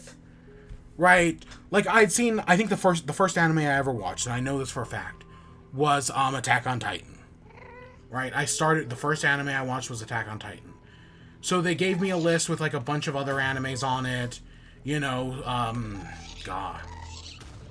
See, this is why we cover it up. Because when we cover it up, we don't have to deal with any of these ghasts. They're just a non-issue. Because look at that. They're already destroying the bridge. God, yeah, this is why we're going to cover it. Because I don't think, if they can't see us, the gas won't hit us. But, so yeah, they gave me a list of like 20 animes to watch. And one of those animes was Hitalia. I think it was I still have that list, right? And I think number 20 was Hitalia. So I was like, oh, okay, you know. So I eventually did watch it, and yeah, I liked it. You know, I never went... Again, I'm not much of a fandom guy. The most fandom I ever interacted with was the Steven Universe fandom. And that was just through making YouTube videos on it. I didn't do much more than that. That skeleton's gonna be a problem. I can already... As someone who can see the future, that fucker's gonna try to kill me.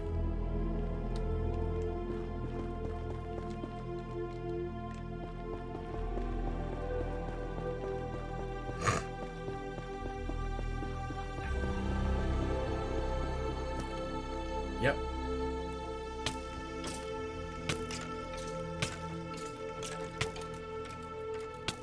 All my food got burned up. Just die. Just die. Perish. So yeah, I'd never interacted with the fandom. But right, I watched I watched the show in like 2014. And I really hadn't thought of it since then for, you know, what we're in 2020. So it's been, 8 years? And yeah, I really hadn't thought of Italia since then. But yeah, I don't know, maybe I saw something that made me think of it. I really don't remember why I was thinking of Italia again. I just kind of was. So I was like, yeah, I'll watch it again. And, you know, it wasn't hard to find, you know, it's not hard to find a copy of anything. I learned from the video that the sub and the dub are basically two completely different shows, which, to be fair, I did not know. Not like it really, you know, bothers me. Which I think the first time I did, I watched the dub, and now rewatching it, I'm watching the dub again. Spoiler alert. And I have literally no problem doing so. Oh. Oh my god. Okay, it was totally possible that was gonna kill me.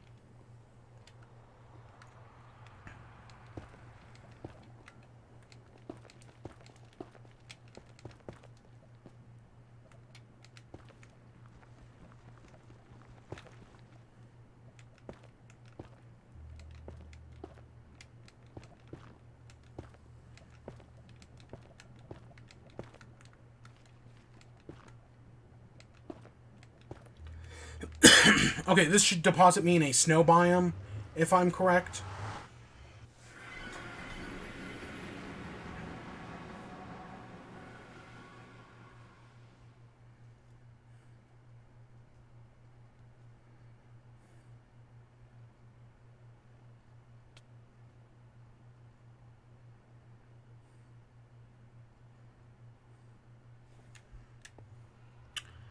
And we're in a cave underground.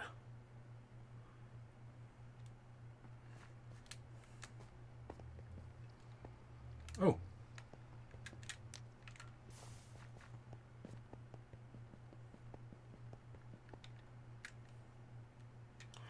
Oh my gosh. I'm gonna be so pissed when I walk back and lose all of this.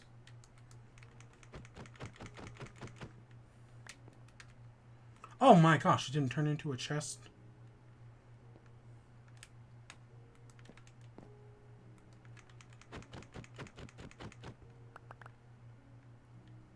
Okay, so the surface is right there.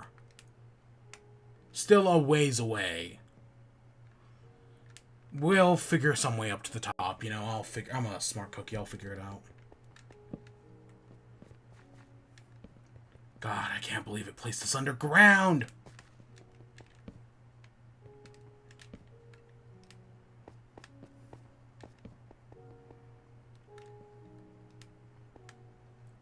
A lot of iron, which is nice. So yeah, we're literally just gonna build a path up. This should be a, oh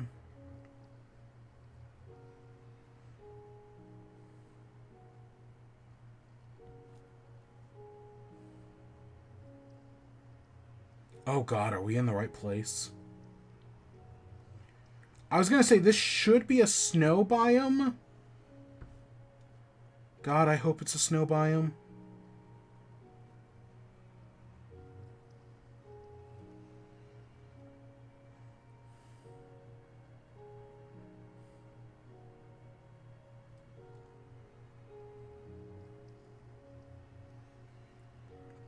Let me... 2839 of 1, 3... Yeah, so we should be in a snow biome in directly north of where we are is a swamp biome. So yeah, if we just when we come back here, you know, we just go straight up, we should have everything we need, right? God, I just hope we can get back. So yeah, I've been watching Italia. I'm just in Access Powers. Access Powers is... It's... I don't know. They're 5-minute episodes, and there's like 50 of them or something. So I'm like 30 episodes into Access Powers. Not very far at all. Oh, fuck. Let's go get some dirt or something. Because I do remember the gas blew up those bridges. So we need something. I'm gonna die. Like, I'm fucked. We're gonna lose this enchanted golden apple. But yeah. But yeah, so rewatching Italia, I've been enjoying it. You know, does it have flaws? Yeah, sure. It's kind of dumb. But you know, it's kind of funny at the same time, right? It's inherently, there is merit to the concept of Italia.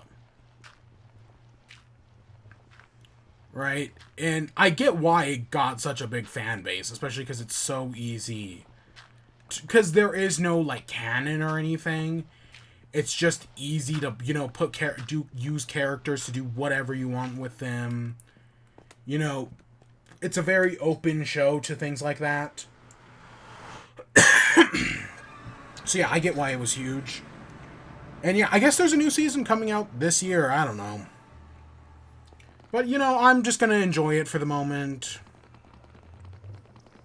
Can't believe we actually found an enchanted apple. Those are rare, man. I think that's like the 4th one I've ever found.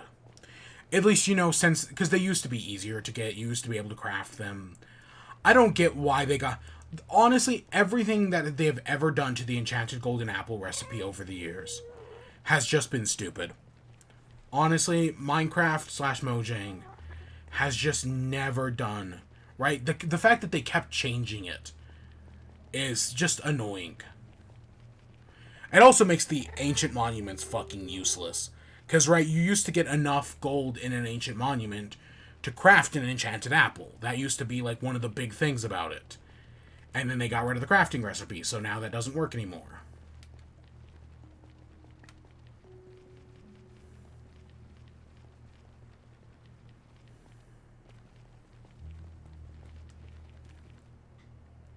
Yep, let's patch these holes with dirt. Let's just make sure we're not going to fall off.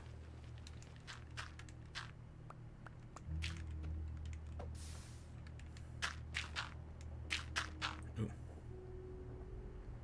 I thought there was another hole in here. Yeah, there it is.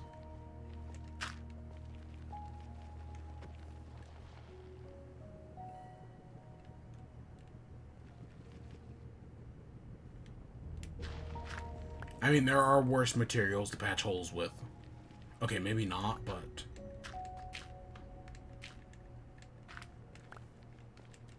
Just because we're only on 1 health. We're gonna die. We're gonna die right here.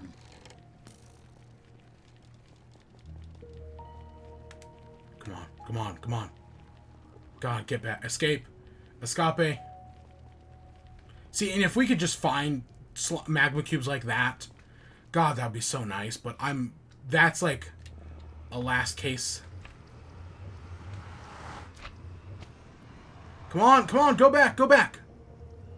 Fuck, fuck. Oh my God. Oh, thank God.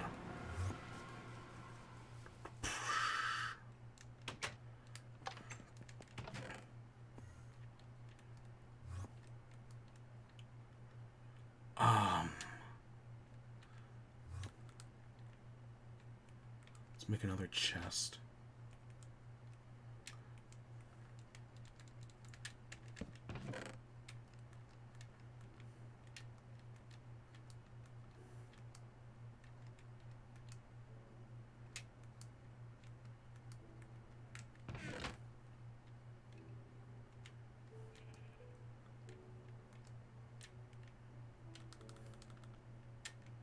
We actually have a fair bit of iron, but it never hurts to have more.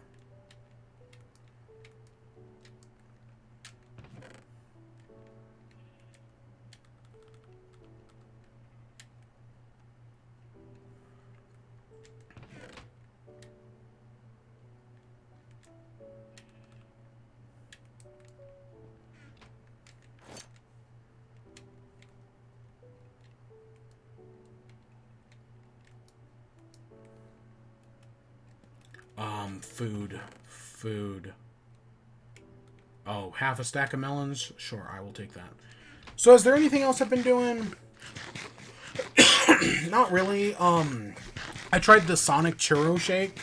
Did I talk about this? I might have. Like last week. I tried the Sonic Churro Shake. I liked it. You know, it's not anything like mind-blowing or anything, but it was pretty good. You know, it's basically like a caramel cinnamon shake. And yeah, that's a good combination. I liked it. God, even with all of this, the area is still filled with mobs. Do we just have any cobblestone in a chest to make this? I must have cobblestone somewheres, right? Yeah, there we go.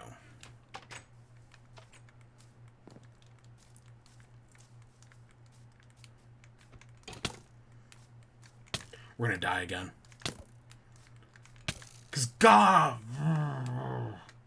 they just regenerate so fast. They restring a bow just way too fast.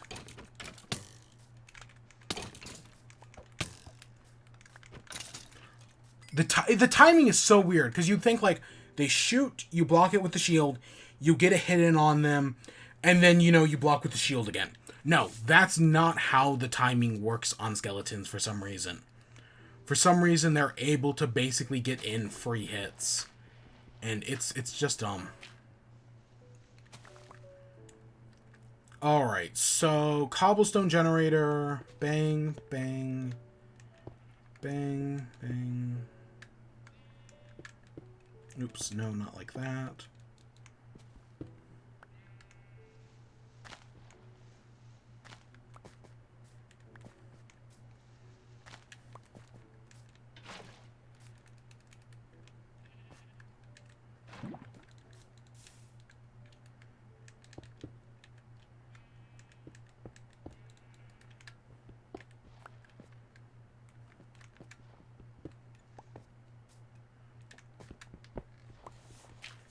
Okay, we need to put something behind it.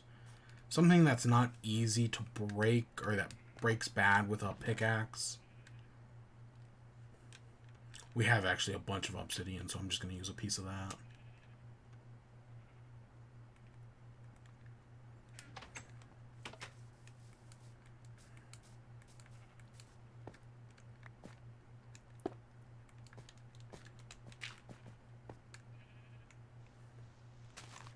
Actually, I don't think it matters.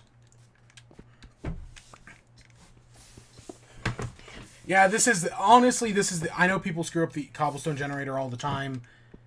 This is the easy way to do it. And we're just going to get a bunch of cobblestone. So this is the rest of the stream, because we clearly need 1,000 stacks. It's better than doing this with an iron pick, that's for sure. Yeah, we're going to need so much. So yeah, I tried the Sonic Churro Shake. I tried their new burger as well. I don't remember what their new burger was called. It was okay. You know, I liked it well enough. I'm gonna try to find it real quick.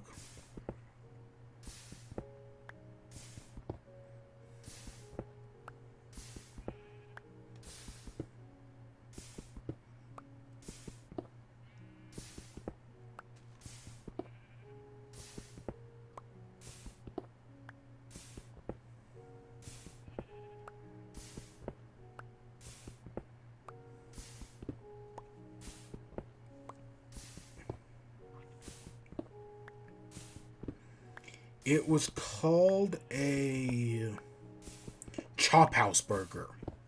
And it was okay, right? It's definitely... It's not the worst burger I've had.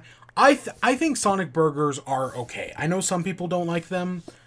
I definitely think they used to be better. Like, I definitely feel like since the pandemic hit, they've gotten worse. But, I think they're okay. And yeah, the Chop House Burger, definitely one of the better burgers I've had from them. Because even though the grilled cheeseburger, that right is a burger between a Sonic grilled cheese, sounds like a great idea, I didn't actually like it that much. It was okay.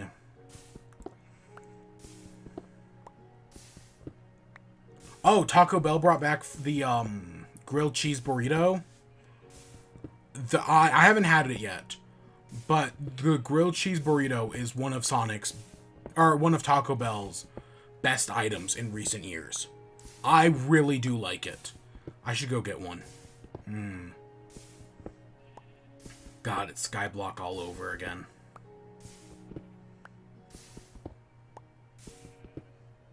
See, the problem is we can't rely on leading the magma cubes to, like, the nether portal, or leading the frogs to the nether portal, because there is the complete and total possibility that they just... Where's my melons? My watermelon. I had watermelons. At least I thought I still did. There they are. I just noticed those were missing. Yeah, we can't, like, rely on that, but we know for a fact... Okay, you're just alone. I was like, if you had llamas with you, I was gonna kill you. We know, right? We can't rely on that, but we know we can rely on them being in the basalt plains, which you saw where the closest basalt plains was. That's a good ways away. So there's a lot of work to do. We have a lot of stuff to move, right? We're gonna have to move frogs a few hundred blocks, but we just have to get 3 types. We have plenty of slime balls so we can breed them. But we've just got to get them across the distance, and everything should be all good. We're definitely going to be back in the future, next week. Hopefully we will finish it off next week. This week has all been bridge building and fucking nightmares, deaths. But once we've got that all done, the rest should come easy. Once we've got the bridges done, right, we just have to breed the frogs, move the frogs.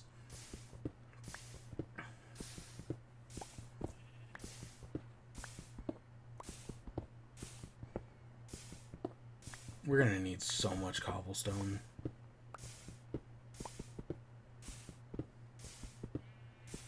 That was the nice thing about building a pit in my other world. Right, I showed that off in right when 1.18 came out. I built a giant pit. The nice thing about that was that I never had to worry about running out of materials. I always had more than enough. Now I'm lucky to have enough.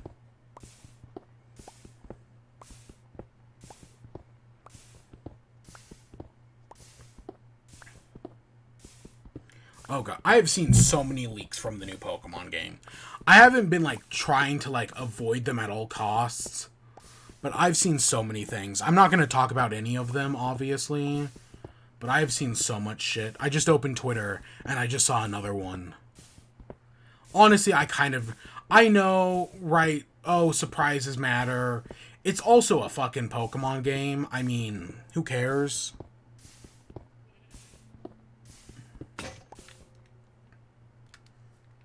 Right, like, it's a Pokemon game. We're gonna need to do this like 1,000 times. God, it really is Skyblock all over. And, you know, the problem is we couldn't even use half... I mean, we might be able to use half slabs. But that's not something I want to rely on. So, yeah. Next up, let's talk about Harley Quinn real quick. So, Season 3, Episode 7, I think it's Episode 7. So, last week's episode I really enjoyed. Making the Joker run for mayor and become a socialist while also being a stepdad is easily one of the best iterations of the character in, like, 10 years. Because, God, the New 52 went some fucking places with the Joker. Right? 3 Jokers, him losing his face. It's fucking weird, man. The New 52 is fucking... ugh. But making Joker a suburban stepdad, yeah, great idea. It's worked out fantastic so far. And yeah, this week's episode also was not as good. It's definitely, you know, slowed down a little bit. This one is all about, Poison Ivy's been going into the green to try to find Frank. But other than the fact that Bruce Wayne's kidnapped him, she doesn't know anything other than that. So Harley goes to Wayne Tower to some party Bruce Wayne's throwing to kidnap Bruce Wayne. Well, because, you know, Selina and Bruce Wayne broke up 2 or 3 episodes ago now. And meanwhile, she runs into Batgirl, who, you know, is trying to be the good, nice crime fighter, while Bruce wallows in pity because, you know, his girlfriend broke up with him. And Mad Hatter's in this episode. If you don't... I like Mad Hatter as, like, a Batman villain. I think he's got a fun gimmick. I like his mind control power. Right? I like the Mad Hatter. Making him... in this episode, they kind of make him, like, a creep. Right? Where he's, like, sniffing women's hair and getting a little too close. And, yeah, it's a logical conclusion to the character. I definitely feel like a good writer could come along and totally... for, like, one of the, like, live-action movies, right? Like a Matt Reeves Batman. Right? Do the Mad Hatter, but make him an incel. Right? Who's mad at women for not dating him. You know, kind of like one of the greatest superhero movies ever, Megamind, right? They could totally do what they did with Titan, but do it with the Mad Hatter. So, like, I get the route the show's coming from with that. But yeah, I don't know. It was kind of whatever. But no, I like the Mad Hatter as a Batman villain. I think he's got a good design. He blends in, right, with Batman's rogues gallery. You've got all these crazy characters. The Mad Hatter just fits in there perfectly. So I do enjoy the character. And yeah, it was neat to see him. Harley helps out Batgirl, of course. I still stand by. You know, it sucks that this is probably going to be the last season of the show. That because Warner Brothers in Discovery, because of this merger and everything, the show's probably not going to get another season. And that nothing's been confirmed or right yet. But based on how everything else is going, it would not surprise me at all if this doesn't get another season. Because Warner Brothers is on a self-destructive path. Right? Nothing's changed there. I mean, they can literally only release 2 movies this year. Right? Of all, they've lost so much money that they can only afford to put out Black Adam And oh god, I don't remember what the other one is. It's not Don't Quit, but it's something like that. Don't Be Quiet, something like that. And that's it. Shazam. They delayed Shazam until next year just because they don't have the money at the moment. So yeah, Warner Brothers is pretty fucked at the moment. So if they don't renew Harley Quinn for a 4th season, I would not be surprised. But also they can go fuck themselves because Harley Quinn is one of the greatest shows on right now. It's so... and that's just how it is with animation. The industry doesn't respect animation. They're burning all their bridges, and they're canceling their best shows. Harley Quinn, potentially. The Owl House has already been canceled. And that's one of the greatest things I've seen all year. It is probably the greatest thing I've seen all year. Haven't watched Better Call Saul. That's maybe the only thing that I would say puts that to competition. But the Owl House was so fucking good. Right? It's all the hype, it lived up to it. But yeah, so I've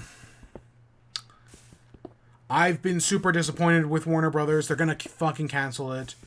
But yeah, I still think, right, it makes sense to make Harley Quinn, because I know Poison Ivy's been a hero in the comics for a few years now, right? People have pointed out that, you know, Poison Ivy's whole deal is she's an eco-terrorist who cares about the environment and is willing to do anything to save the environment. And in the modern world, that kind of makes you a hero, because... yeah, you know what? Maybe maybe... I mean, she definitely goes too... it definitely falls into that camp of, like, villains going too far, right? Where, like, pushing... oh, you've got a good... right, you're doing, right, something that should be good. But in order to do it, you have to push old women downstairs, right? It falls into that camp. But yeah, no, right, it totally makes sense how Poison Ivy became a hero. And, right, and of course you don't want to bury your gays. So, might as well make Harley Quinn a hero as well. God, I loved the season finale of Wayne Family Adventures. Where Harley Quinn and Superman are doing Batman's job for the day. God, that was so funny. But no, I totally think that... I know Harley kills the Mad Hatter just to kind of prove to Batgirl that she's still a bad girl. But no, I totally do think there is potential for... I think Harley Quinn and Ivy are going to be heroes by the end of the show. It just makes sense, right? I mean, if I can root for the Joker to become mayor because he's a socialist, then yeah, no, fucking anything's possible.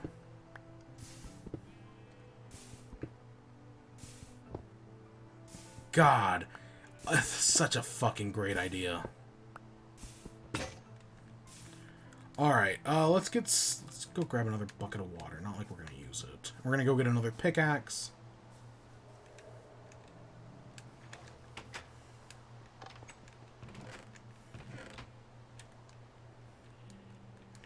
Alright, I don't want to take all of this with me, but let's just take like 3 stacks, I guess. Where did I put that wood?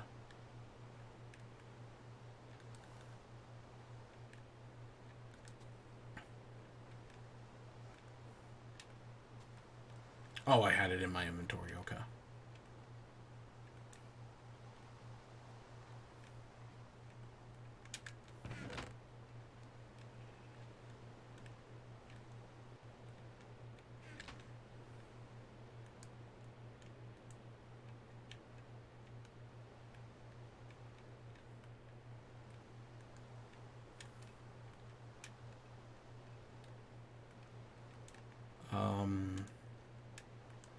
Alright, let's see what this does.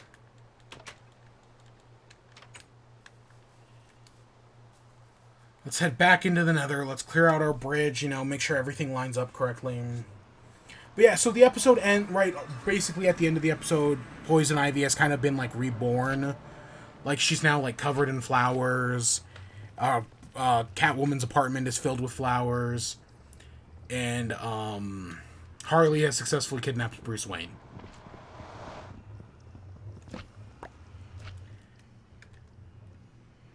And yeah, that's where the episode more or less ends. I am excited to see more. You know, I've been thoroughly enjoying the show. And yeah, there's still so much more to it. I don't know how long the season is. You know, I hope there's plenty left in it. But we'll see in due time.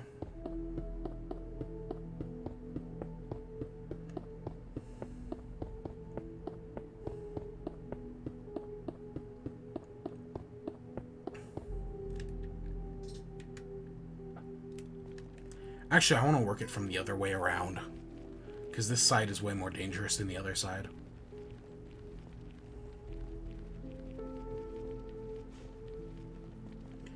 Yeah, we'll talk more about Harley Quinn next week.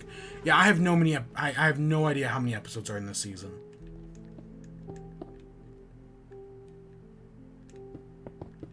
But you know, whatever it is, I'm invested.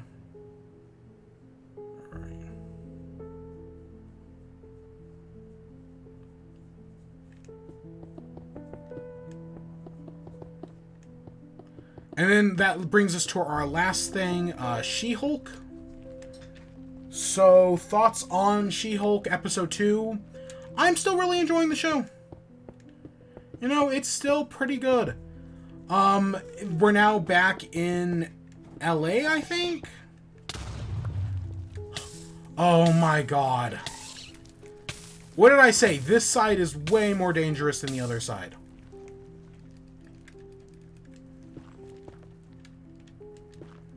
So yeah, this episode we're back in LA, and you know, Jennifer Walters, Jen is back as a lawyer, and she's after, you know, saving all the people in the last episode, her case actually gets dismissed because, as you know, the case's lawyer, and after saving the jury, of course they're going to be biased in her favor. So the case gets dismissed and she ends up losing her job. But no worries. Because after, you know, calling around for a while and not being able to get a job, and she goes back and visits her parents, which that's fun, right? Seeing her, meeting her, I don't know if it's her brother or her cousin. You get a great little moment with her dad where it's just like, hey, are you okay? Right? That's like, that, you know, is sincere, but they're also, you know, doing jokes, right? Like, hey, can you use your She-Hulk form to help out around the house? You know, it's fun, simple stuff. But yeah, so I was enjoying that. She eventually gets a job doing superhuman law. Her first client is the Abomination. And she calls in, right, she talks to him and is like, oh, I was just a government soldier. You know, I was following orders. The Hulk was a monster, you know, thing. Fuck, I hate everything. Right, the Hulk was a monster. So I was just stopping a monster following orders. Right? I don't deserve... He's been locked up for, like, what is it, like 15 years now in the MCU? Right? I don't deserve to be locked up forever like this. I'm not a bad guy. At least not entirely, anyways. I'm gonna mine a bunch of cobblestone off stream. Definitely before the next stream, I'm going to mine, like, a shitload of cobblestone. Because we're going to need so much for this. But right, she talks to Emil Blonsky? Whatever the Abomination is. He keeps referring to, like, how once he gets out, he's going to meet up with his, like, 7 soulmates or something like that. Is this going to be a Thunderbolts thing? Is that what this whole 7 soulmates thing is referring? Is that Thunderbolts? I think it might be Thunderbolts. I'm not 100% on it, but I wouldn't be surprised if that's leading towards the Thunderbolts, you know? So yeah, we get that build up, and then she calls Bruce, and right, they literally do address the fact that, right, the Hulk and that Hulk movie with the Abomination, which is a terrible movie. I know people are trying to argue now that no, the Edward Norton Hulk is actually a good movie. Don't let them trick you. The Edward Norton Hulk movie is not a good movie. It never was. I know the internet likes to change their mind on things. Don't let the internet gaslight you into thinking the Edward Norton Hulk was a good Hulk. He was not. That movie is not good. So yeah, we get that. We get Edward Norton Hulk. And right, they literally address that. Yeah, Bruce was literally a different person back then. Hey, baby. Is someone a sleepy baby? Is someone a sleepy puppy? I know you're a sleepy puppy. It's okay, sleepy baby. I know, you're such a fucking crybaby.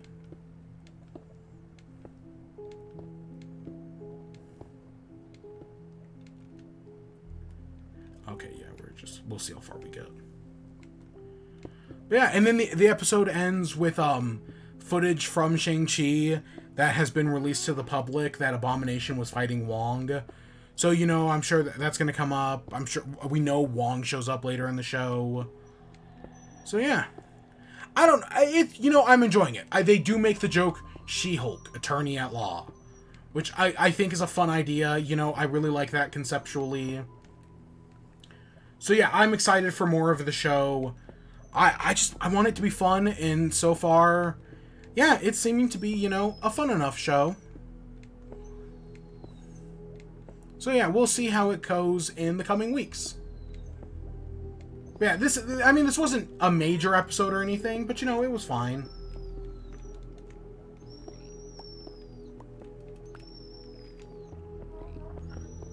God, I see the ghast over there. And he's gone. What is it, crybaby? Are you such a sad girl? Let's get in here. God, we're gonna have to leave frogs down so much. What is it, crybaby? Are you a prize baby? Oh. Oh, you're such a prize baby. No. No. Don't bite me. No, stop it. Don't be a meanie. Don't be a meanie.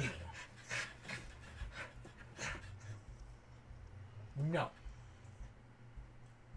Don't be rude. Don't be a rude girl. Alright, so I think I said we have to go positive in the X. Was it positive in the X or positive in the Z?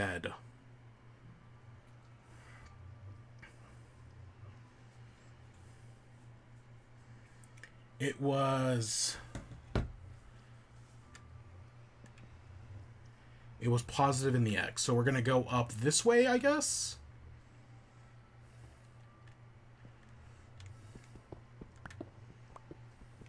And I'm just trying to get to the surface. Oh, God, I didn't bring any of those torches with me. I should have. I wonder if I can find any coal down here. Because we have wood. Is this too deep for coal? It might be too deep for coal.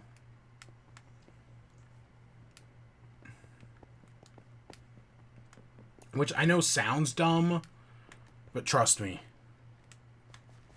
Oh, here we go.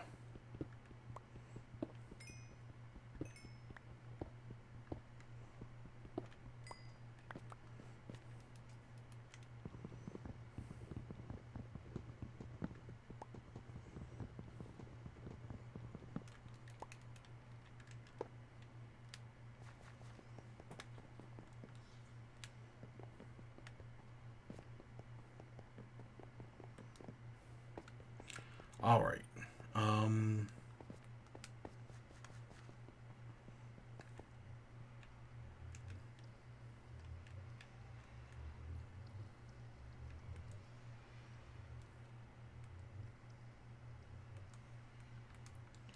Okay, let's start working our way up towards the surface.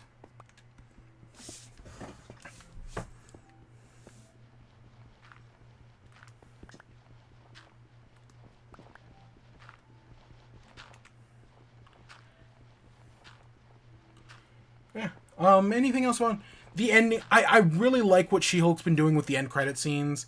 Because, you know, most of these Marvel shows have been so scared to do end credit scenes. And I kind of get it. But I like that She-Hulk's just using them for, like, jokes. Right? Her moving stuff around, putting up a TV in her dad's house. The first episode, Captain America fucks. Right? I'm liking these little end credit scenes. It's just fun. And that's kind of what I feel like right? Like, I know people, what's the end credit scene? What future movie is it going to build up? But I also like when the end credit scenes are just fun. You know, maybe it's okay for the movie to build up future movies. Especially, usually most Marvel movies have 2 end credit scenes. And I like when they do it where the first end credit scene is, you know, like the serious one. Like, oh, this is setting up the future movie. And then the second end credit scene is just a joke, right? Doctor Strange in the Multiverse of Madness, having Bruce Campbell be the end credit scene. Great. I love that joke. Right? And there's a Thor Ragnarok with Jeff Goldblum as the second end credit scene. Another great idea.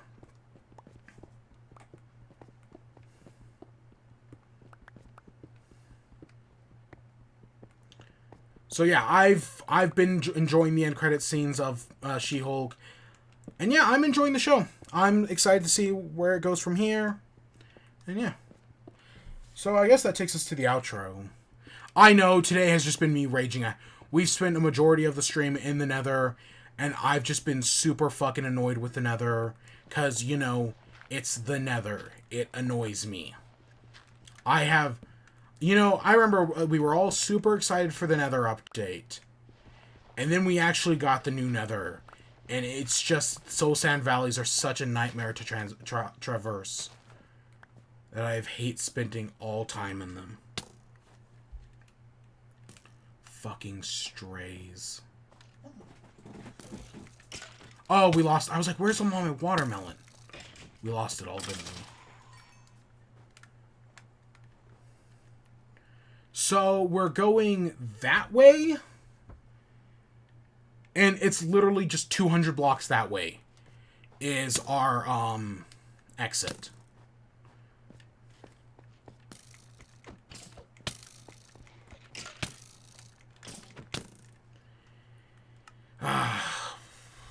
Fuck. So yeah, it's just 200 blocks. There's a, portal or some, right, there's a swamp biome with frogs, and if we bring the frogs back, well, hey, guess what? We can have everything we wanted. This wheat farm really needs to be bigger.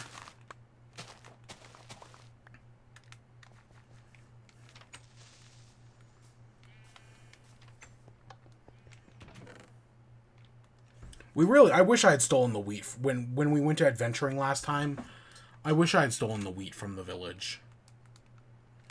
Because, God, we needed that wheat.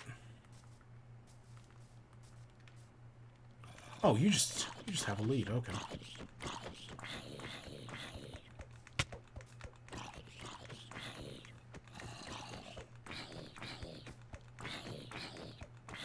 God, you have a lot of health. Didn't we kill someone like you before? I swear we killed the zombie before. Right? A zombie holding a lead, wearing leather armor.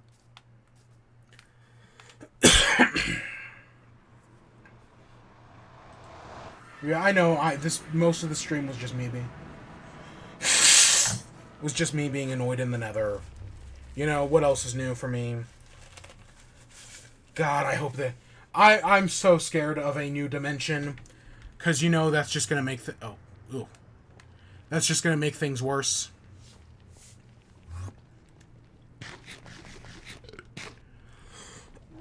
Whatever new thing they add in a new dimension. Do we know when Minecon Earth is? I would like to hope it's soon, because... I am really excited to know what they have next for Minecraft. But it might be a ways away. God, and we have to... So this... And we're just struggling to get the cobblestone to do this one area. We then have to do that entire other bridge. Oh my god.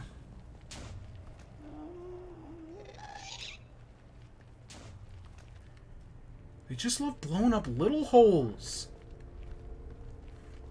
Yeah, they suck. Fucking gas, man. I know I could just turn this on I personally don't give a shit. So I could just turn this on peaceful and get all of this done so much quicker. But I'm not going to. Yeah, I need, before the next stream, I'm gonna go just get like just a metric gallon of cobblestone.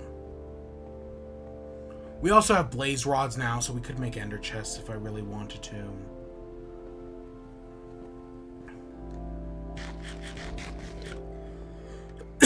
But yeah, we've got so much more to do.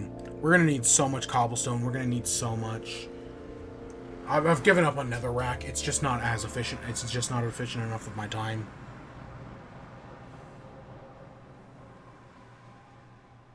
I mean, I'm sure it mines faster, but it just ain't worth it.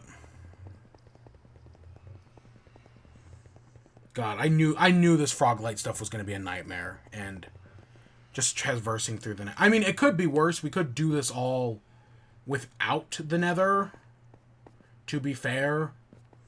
But I really don't want to do that. I also want to make stairs, right? If I'm going to be walking up and down this, I'm going to make stairs.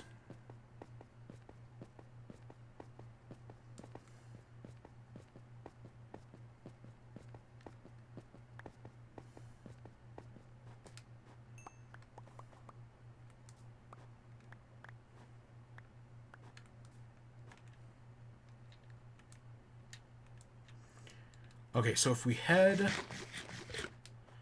this way, across the ice.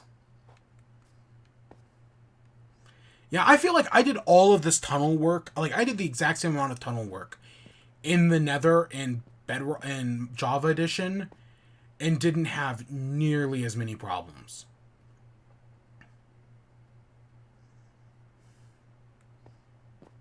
I feel like I have had way more issues in this version than I have any other version.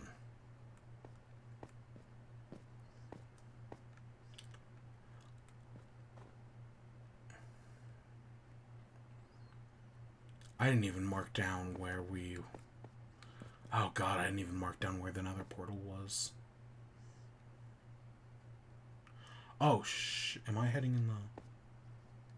I meant to be heading this way. Oh, maybe we can find berry bushes.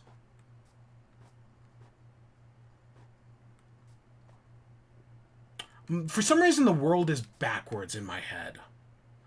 Like, as we're traveling upwards, the world just feels backwards. Like, I feel like... I don't know. I feel like the other direction should be north.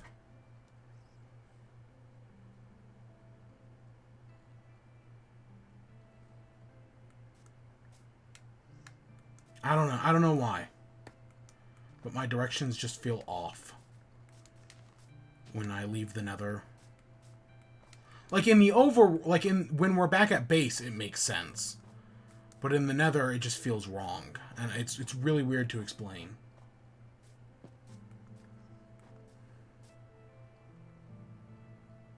So yeah, we're gonna have to build frogs around here. Or we're gonna have to set up places for frogs. I wonder why... Oh, seaweed. Okay.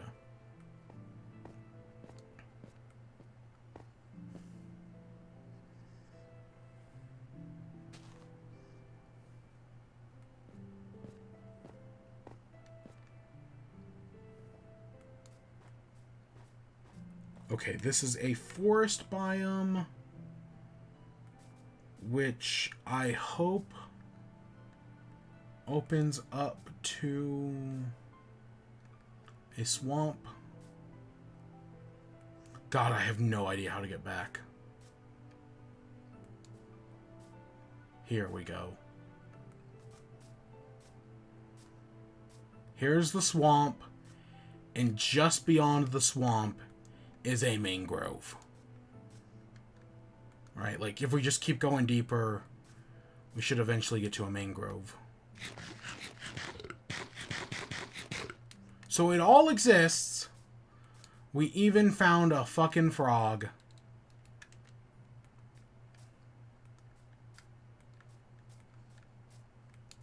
Now, luckily, with normal swamp and mangrove right next to each other, we can get 2 of the frog types already. Right? That's just 2. And then we just have to lead ones out here to the snow and bring them back. So that's going to be the hardest part, is leading frogs back to the snow and then bringing them back.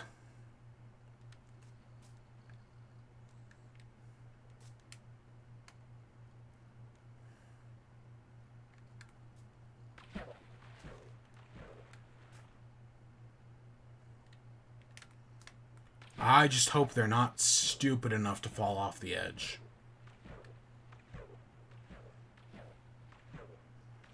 So we were somewhere in the snow. God, I did not write down our coordinates. I have our coordinates in the nether, not in the overworld.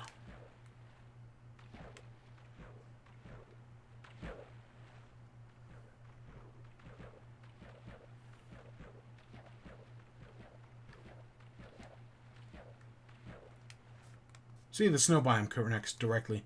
So in theory, this is not going to be the hardest thing in the world. Right? Just bringing frogs back. Now that we've hit the hardest part. See, look, there's 2 frogs right there. Or we have one. And, you know, we can bring back another. We're going to get this frog killed. I can tell you that right now. But yeah, and we can just, like, get frogs right here to, like, lay eggs. And then that creates a snow frog, which we have to wait to grow up from a tadpole. But then once it does... Yeah.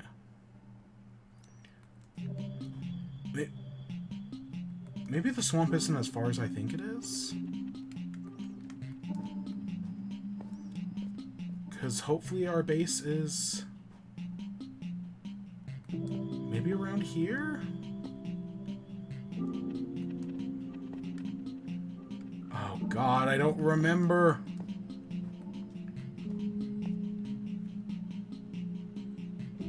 Fuck. Okay, give me a second. Give me a second to find out where we're going. Where am I going without even knowing the way?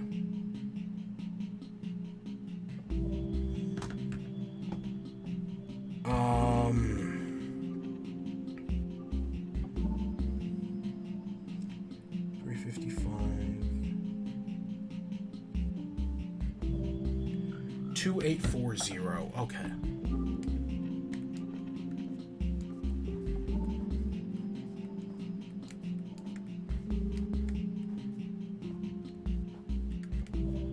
Really? Is that what snapped it?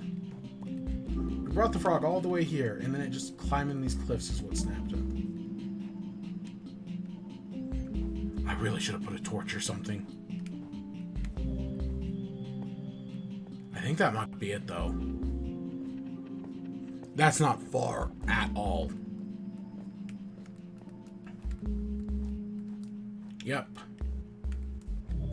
Alright, let's see with just what we have right now. How far can we get this frog?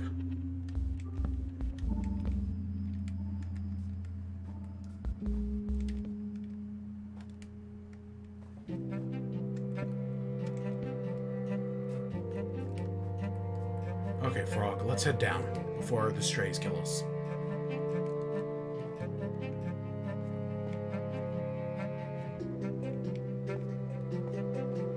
Come on, you brony.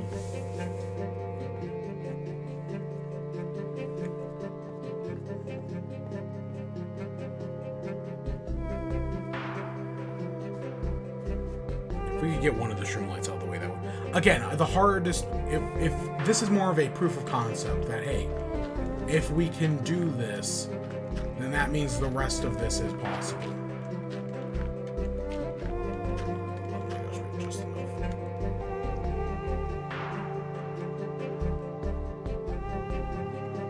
Hey, buddy. Come on.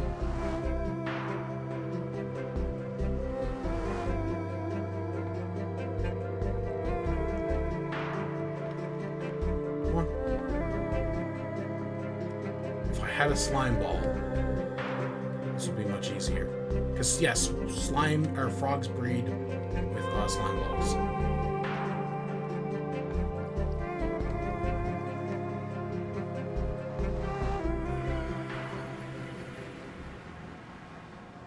We're getting this frog. I think mobs spawn differently in Bedrock Edition, so it's not like we're only ever going to find 5 frogs.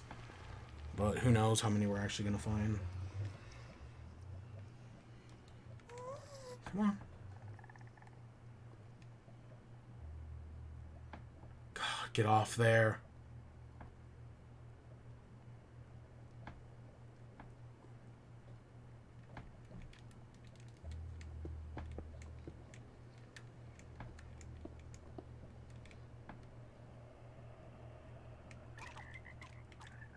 There we go. This is why we need to bridge everything. I hope that is a demonstration of why I'm taking so many precautions with everything. Because these stupid little fucking chonkers will just kill themselves. Right? Let that be a demonstration for why I'm taking so many precautions with this. At literally every turn. I mean, to be fair, we might be able to go up to the Nether Fortress and find stuff. Right? I know magma cubes can spawn up there, so maybe at some point we'll go investigate. But I don't want to do that right now.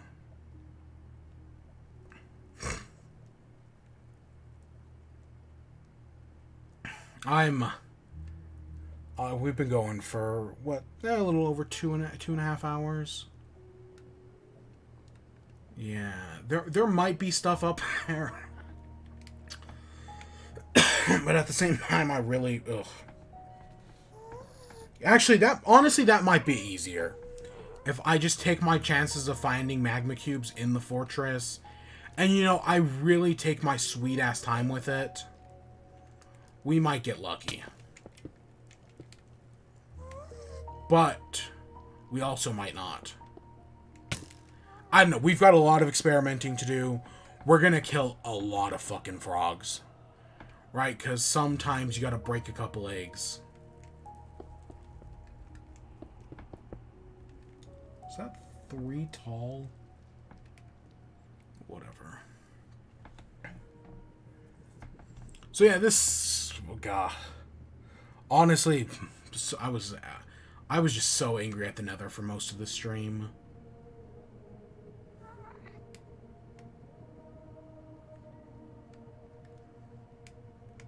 And God, yeah, this is halfway. Because this still goes past this for God knows how long. I'm honestly, part of me is like, because I didn't know the fortress was there, part of me is totally willing to just hedge our bets on that fortress working out. Yeah. I'm really just like, maybe the fortress will work out. We're definitely going to have to make some stairs and whatnot. So I've got a lot more to do with cobblestone generation. That's for damn sure. But who knows? Maybe it'll all work out in the end. This is where we're ending off today. And like I said, I'll do some cobblestoning. I'll do some bridging off stream maybe. I definitely will do some cobblestoning. I don't know if I'll do some bridging, but I'm definitely going to do some cobblestoning off stream. Just to, make sure we have it all worked out. I'm going to get like a double chest full of the stuff. Hopefully, maybe. But I have to end off here. Oh my god. I'm so frustrated. We will be back tomorrow with Splatoon 3. World Test Fire or whatever it's called. As far as I know, we can stream it. I don't think Nintendo has said no. Yeah, I don't think Nintendo has said no. So we'll be booting that up tomorrow. We're going to play some. I hope it's fun, I want it to be fun. Part of me has missed Splatoon, but yeah.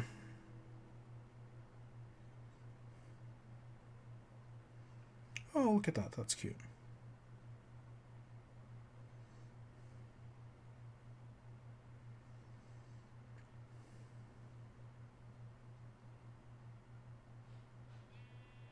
But yeah, we'll worry about that next time. God, I'll get some more food somehow. I'll figure that out. Maybe I'll just go back to that village. I don't know. See, look, Splatoon 3 World Test Fire. But yeah, for now, I hope you all enjoyed. Stay tuned for more. Until next time. Peace.